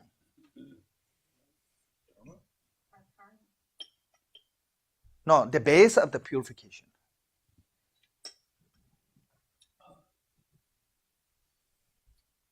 Nature? Yes, Buddha nature. The Buddha nature we purify. So if there's no Buddha nature, there's no purification. Like if you put the salt in the water, they're not left. Yeah? If you put some kind of metal in the cleansing, like silver, completely dark. When you put the silver, it only remains the silver.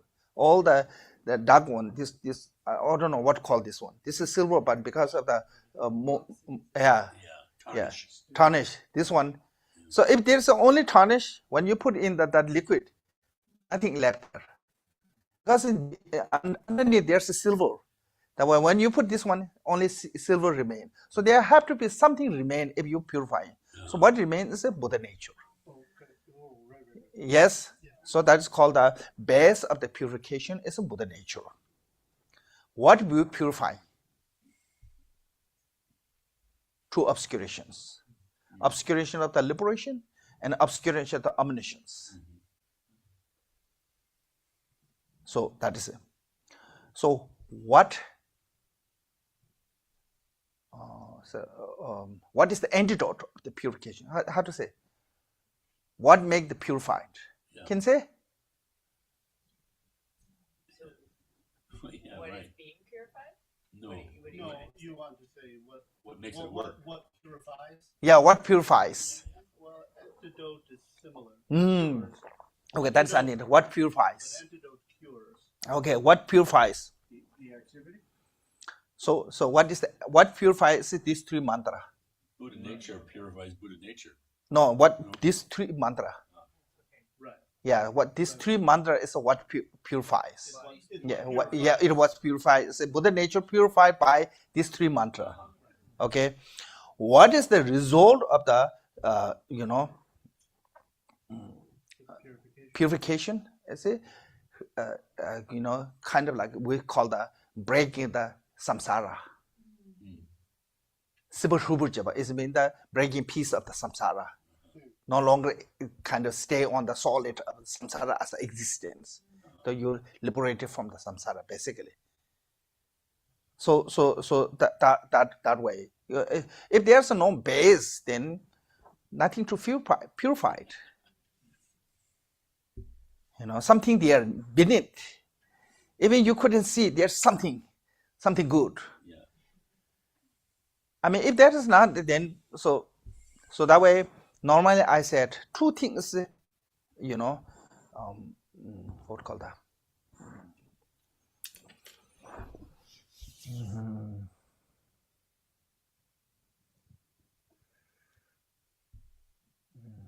How to say this?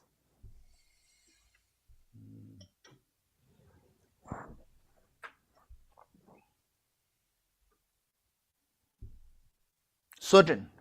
Two things is certain. Certain. Certain. Every being are suffering. Certainly, every being are suffering. So no question. In the samsara, you're not going to find anyone who are free from suffering. But another certain is everyone have a potential to free from suffering. Certain, that one is. Can say that certain, yeah? Why? Because our nature is pure. But don't, misunderstand that pure nature is pure. Because sometimes we say, or sometimes people think because they have a Buddha nature, they think they are Buddha. That's a huge difference, Buddha nature and Buddha. You can make it from the apple pie, but cannot make the apple seed apple pie. So our Buddha nature is seed, not the apple itself. So don't misunderstand, huh? Potential. Yes, potential or capacity or yeah. So don't misunderstand, because sometimes say, oh, we all have a Buddha nature. We are Buddha too. Yeah. You are not Buddha. I mean, I'm not Buddha. Yes, I have a Buddha nature, but it's nothing work.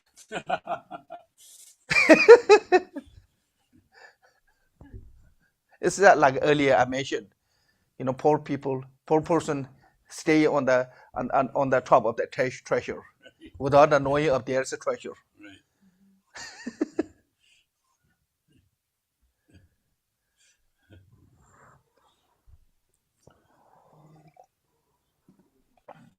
Right.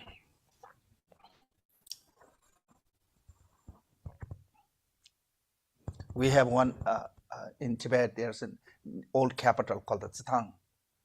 There's one mountain. It's look dry. There's nothing. Nobody knows how rich that underneath the mountain. Nobody, no Tibetan knows. But now Chinese come. They found gold mine. Tibet have no idea that mountain is. We say that is holy mountain, because the Tibetan people start from there. Okay, the Bodhisattva monkey come from there. Okay, that is what we believe. But the mountain they have nothing. There are even no tree or nothing. Just naked mountain. If you go to the Tibet, you go to the old capital called the Yumbulaka. Near that, outside the mountain is just naked, dry, nothing grow. But then Chinese found it's all the gold mine. Now they're digging continually from there, and maybe mountain is empty now. I don't know, but that is showing it's the same. We don't have knowledge of that mine there. So that gold mine is within us. But it's turning. That's why we don't see it. It's buried. Yeah, not tarnished. Buried. Buried. Right. Yeah, it's buried. So that is why we have to visualize it. And one is that one. Two is in the Vajrayana, when practicing, always be with the union, wisdom and the method, generation stage and completion stage, emptiness and compassion, appearance and emptiness. This have to be always be union. So when you can practice with this union, in the Vajrayana, you can do anything. Actually, allowed. Everything become a part of the method. But that getting on that union that's very difficult.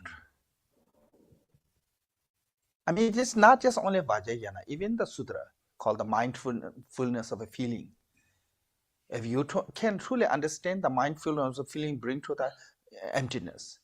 If you don't understand the mindfulness of feeling, it only brings you the miserable. Especially feeling of suffering.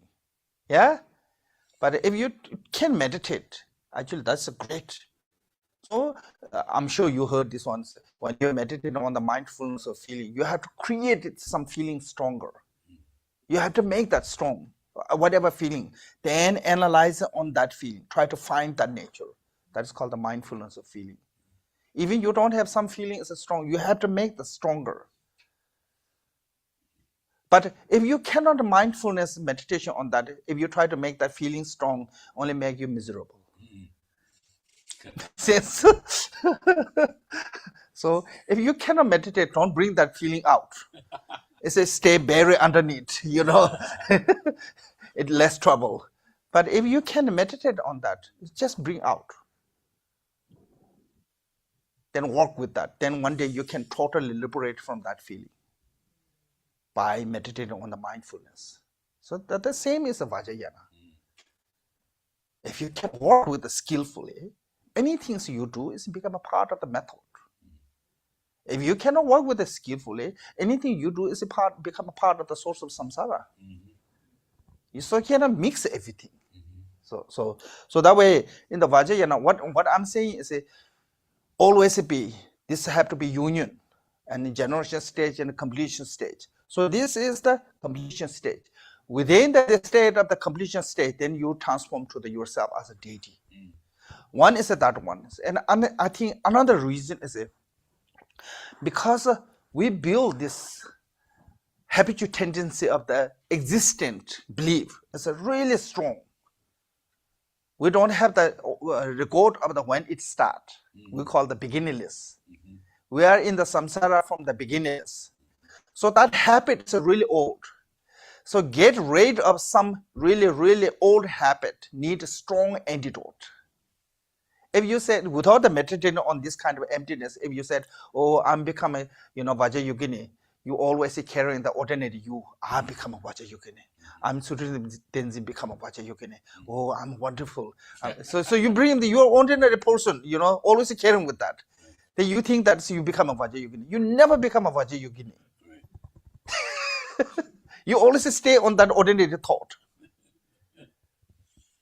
So if you truly want to be Vajrayoginis, you need a strong antidote. So this is a really strong antidote. How to transform, you have to make, like if you want to build house, what you do, the existing one, you leave that as an existing and build on top, or tarnish all the old one. You have to diminish all the old one if you want to build something there. So this is the diminishing all your bad habit. That habit is built for a long time by meditating on the strong antidote of emptiness. Make sense? Yeah. Yeah. Also, the sadhana seems so skillful. Yeah. That habit is so strong that it's like we start out with pure vision, Om Svabhava. But then, of course, it's like the sadhana recognizes we're going to forget. And so, therefore, we're going to do Samaya Sattva. Yeah. We're always reminding, oh, no, it actually is pure. Again and again and again. Yeah, there's many because times. we fall out from moment to moment. Yeah. So So this, I think that way we need this purification of the mantra. You can see this kind of mantra is every sadhana. Sometimes you see this Subhashita Savadam, that kind of mantra, but then suddenly like Nima, particularly Nima tradition text, and sometimes you see as a just only symbol is a sign of an unborn nature. Make sense? So either way, so you meditate on the recitation of this kind of mantra, or meditate on the or either way, so those all is a part of the completion stage. Within the completion stage, then you meditate on the generation stage. Now, why you have to meditate on the generation stage? As the antidote of the cutting the attachment of your body. Like when you transform into the mandala, it's the antidote of the cutting attachment to your place. And yourself as a transformer to the deity, it's a cutting attachment to your body. Because why we are in the samsara, first of all, main cause of samsara is attachment. Because of the attachment, we have aversion. If you don't have attachment, you never have aversion. I give you an example. This is my cup, okay? Just say, this is my cup, and this is my favorite cup. I have a really strong attachment. When I see somebody using this one, I get upset. Okay, this is my cup, but I didn't like that much. I have no problem to anyone using. So this more I attach, more I get a stronger aversion. So cup is not the problem. Problem is me. Make sense?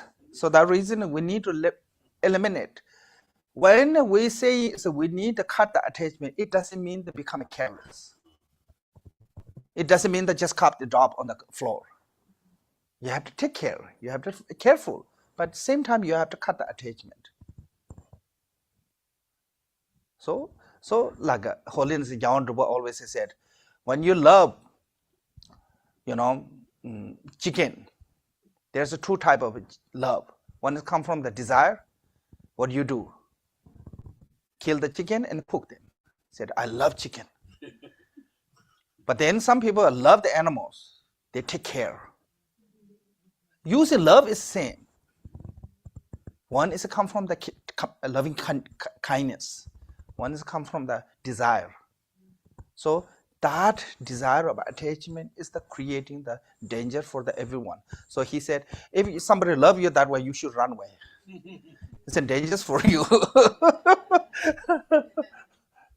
Like you love chicken and beef to go to restaurant. That kind of love, somebody loving you, you should run away. Make sense? So you have to cut that attachment, not the care one.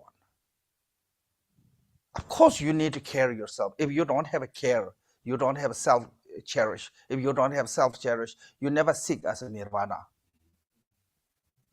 Jidesunggu said, self-cherishing is a skillful method to accumulating the merit with the self-cherish is a skillful method. Holiness Dalai Lama said, you need attachment to yourself. That way you can become nirvana. So it's all kind of attachment is not talking about. This is attachment. So we're talking about the like selfishness way to come in. Or only me, this come from the desire. Attachment come from the care. It's nothing problem. Make sense?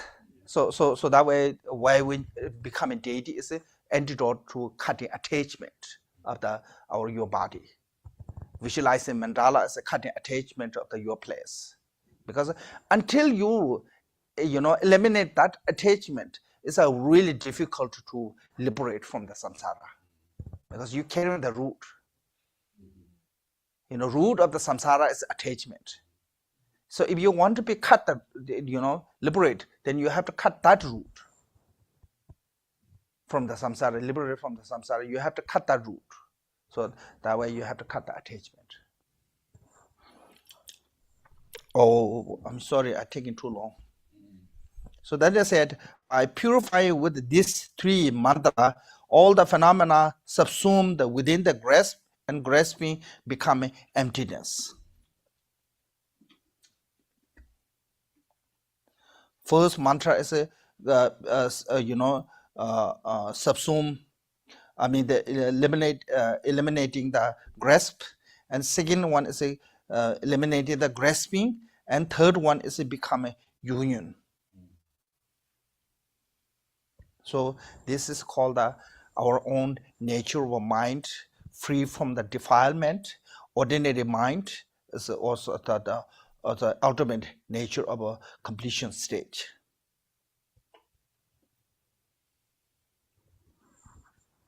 Okay.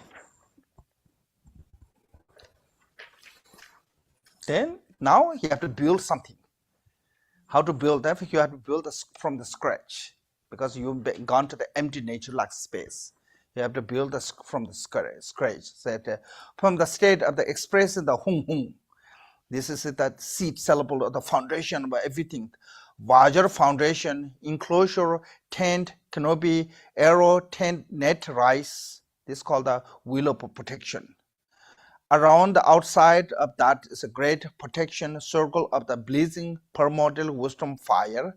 In the center of the syllable A, transform into the Dhammadaya with it pointed root down through downs. So this is now we visualizing as a wheel of protection. This wheel of protection just mentioned of the tent. You're not going to see any of those images like you buy the mandala thanga. You don't have it here, but a mandala thanga you don't have this one. Like you the same mandala, you don't see this image. Vajra tent, Vajra canopy. Those is only imagination. So where you meditate is between the wall and palace. You have to visualizing this in what called the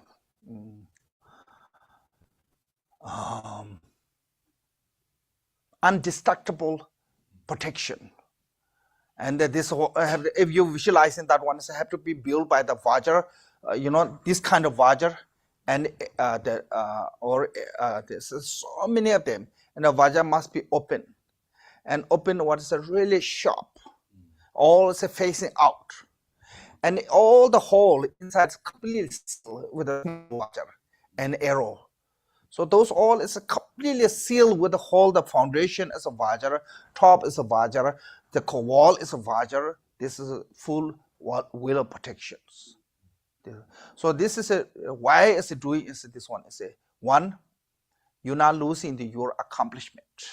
So protect your all the accomplishment, protecting without losing it. Two, all the outer obscuration like Mara and those not come in. So it said, it means that there's a will of protection, protect you, that the outer obscuration not come in, and the inner accomplishment not lose out. That way, need the will of protections. Every mandala have this. You can see the will of protections, and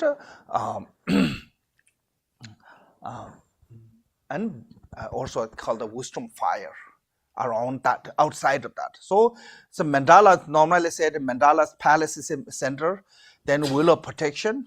Then outside of the will of protection, they have got the wall. In that wall, they have all those like cemetery, yogi, mountain, stupa, all those eight is outside that. Then outside of that is a Vajra fire. The mini layer of the protections. Okay, so this is you visualizing called the will of protections. Generally come like that, but when it comes to the actual will of protection, then you have to visualize bodhicitta. Jiddu said bodhicitta is the will of a supreme protections. When you have a truly bodhicitta, no one can harm you. There was one story.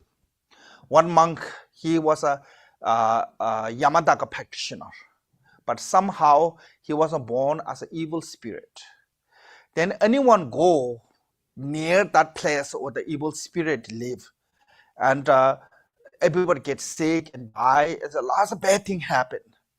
And the mini lama tried to go to the what a summit or Summit? Yeah, summit to him, but he was a great practitioner, so couldn't, because he already have a strength and power. No one can tame him.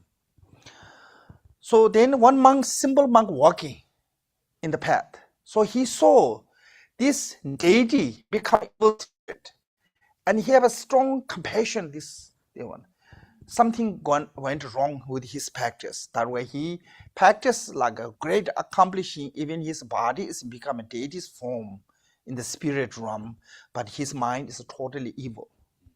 So monk is crying to him with a compassion. Then the evil spirit come down, said, until now, anyone come here, they only want to say, I want to kill you, I want to hunt you down. But only you who cry for me, tell me what I can do for you. So that kind of time, the power cannot tame those powerful beings, but compassion can tame. So that reason Jiddu Sungpa said, I think this makes sense also. Why? Because when you're using the energy of the power of the mantra, yours is not compatible to this evil spirit one. They have a great power. And it's just like you try to destroy the fire with fire. It doesn't work. But when you give the opposite one, because he is lack of compassion, that will become this. So when you give the compassion, then totally melt down this fire. Like firefighter, they never use the fire or gas to, control the fire. They use the water or what call this? Powder. Yeah, that one. Why this is opposite of the fire. So opposite of the hatred is a compassion. Evil spirit is become evil spirit because of the hatred. Make sense? No one become evil spirit by the meditating on the compassion. So what is the antidote? Best way is a meditation on the compassion. That way, someone said, so bodhicitta is the will of supreme protection. There's no greater protection than bodhicitta. So according to the Vajrayogini, there's you can call the will of protection. You can visualizing that one, but but other than that, there's also called the will of protection as a meditate on the bodhicitta. When you truly meditate on the bodhicitta, so how to strengthen our bodhicitta. Now sometimes sometimes our bodhicitta is really weak. So strengthening on the bodhicitta is you have to work on the loving kindness and compassion. Stronger your loving kindness and compassion, bodhicitta is becoming greater. So that is how to enhancement our bodhicitta is a meditation on the loving kindness and compassion. In Tibetan called the Bondaba. I don't know, it's maybe enhancement. The meaning is saying is like improvement, make better. We general bodhicitta, everyone, we said we are Mahayana practitioner, we receive the Bodhisattva vow, we receive all those, ceremony, but it's so weak because of lack of the loving kindness and compassion. So Jiddu Sumgön said, enhancement of the bodhicitta is the meditation on the loving kindness and compassion. That word's good, yeah? Enhancement. So, yeah, make stronger and stronger. Oh, okay. Okay, then in the center of the syllable. So this will of protection has to be vast, not like meditate on the kind tiny one, squeezy one, It's just perhaps lots of space. There's no lack of space. Then center is A. A is transformed into the Dharmodaya. So this is like our earth is a plane on the wind, then water. Wind mandala on the bottom and water. On the water, then we have the Mount Meru and 4 continents. This all is on our earth. So similarly, this earth is built by this called the Vajrayogini is this called the double Dharmodaya. Dharmodaya means the triangle. You can see the picture, huh? Yeah, this one.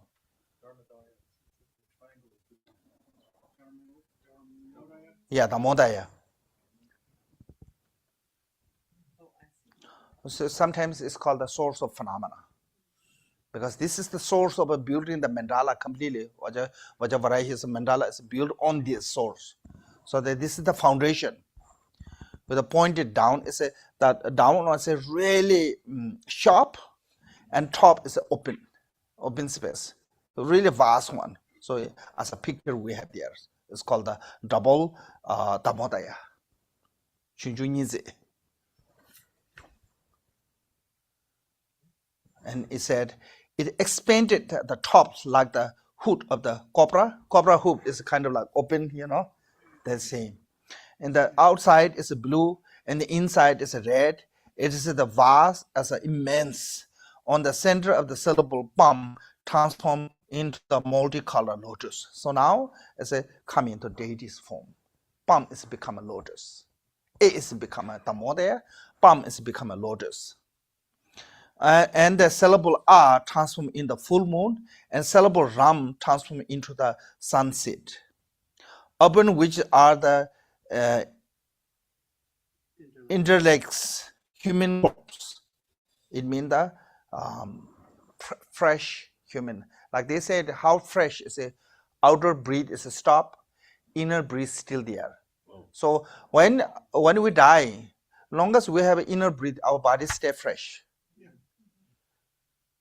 So when the body start what called the rotting, or it's a decomposing when outer in breath is stop.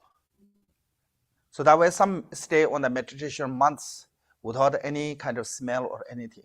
That's the rainbow body. No. This is they call the Tudam. I went to in the Bhutan 1997. That time there's one J. Khenpo just passed away. I actually originally went to receive teaching from him. But when we got there, he passed away few weeks ago.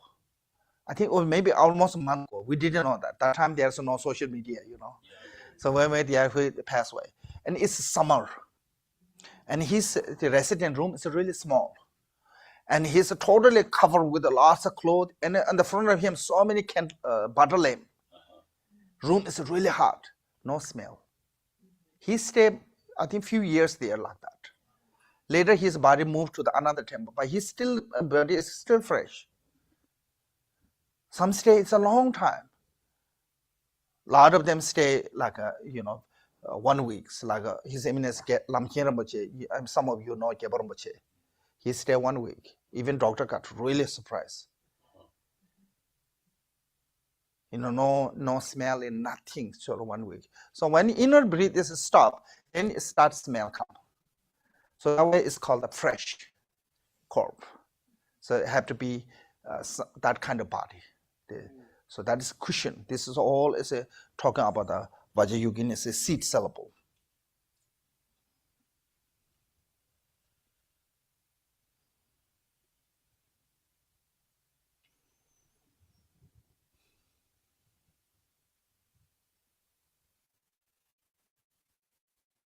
Urban, which is so-called human corpse. So we stop here. Yeah, this is just complete seed syllable. Okay, Vajrayogini. So this is gradually you have to go to visualization. Just like when our world is not always like this. It's built first wind mandala. Then on the wind mandala, there are so many rain come, and the wind mandala hold the water. That way become a water mandala. And the water is a one stool, become 4 continent and 8 subcontinent and Mount Meru.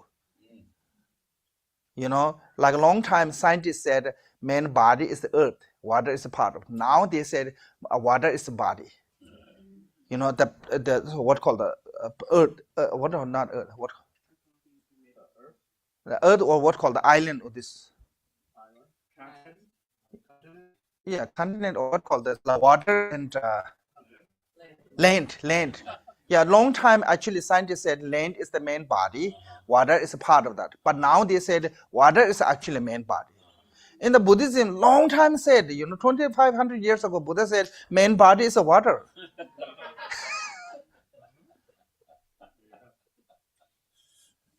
So similar like that building from we believe in Buddhism, cosmetic, cosmology. So there's nothing earth, there's nothing empty.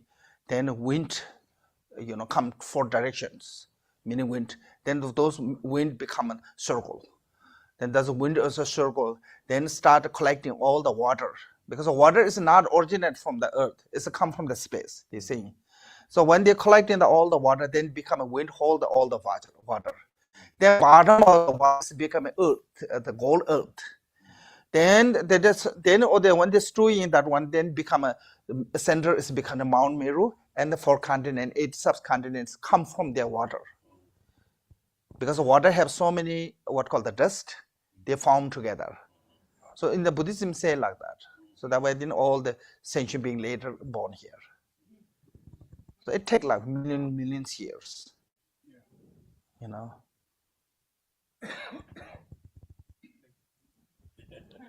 So this is similar like that. So you don't think as a tiny one, oh, Vajrayogini, if sit there, I have no space to sit.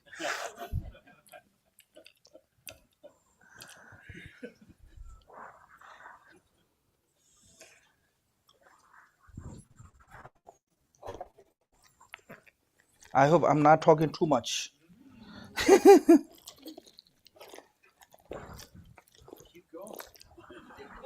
You sure?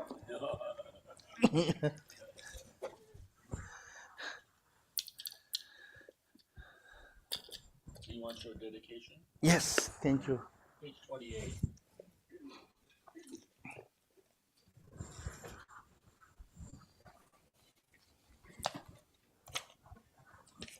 May the teachings of the great Khenpo Ratnashri, Whose omniscient Lord the Dharma, Master of the Independence, continually increase the serenity, practice, contemplation, and meditation until the end of the samsara. Om Mani Padme Hum. Om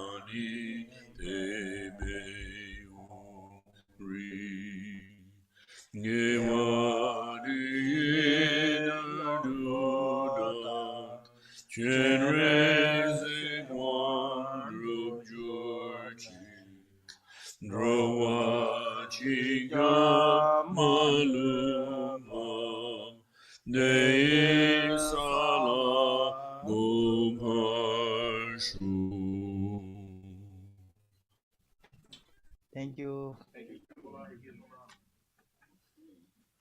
Have good evening. Sabjana. Simjana. Too early. What is that? Simjana is too early. Go to a good sleep. Good sleep. Yes. Then wait, what is good night? Ah. Have a good night. Good night is I mean that laga kontotele. Komodele. I mean the good evening. Simjana says really go to sleep, you know. Yeah. Don't go to sleep. You have some good dinner. I know. Khenpo is waiting for the good dinner. Anybody who have a good string to put this together? Oh. I need a strong one because you have a really tiny one, it broke. If you have a good string. But they maybe go do tomorrow, yeah? Yeah. We'll look. Good sound. Yeah. That's silver? Yeah, this is silver.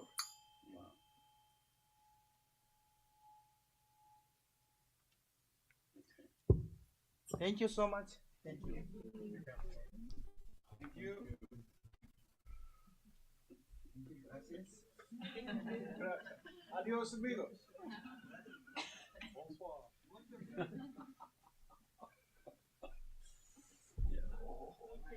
Okay, 10 o'clock.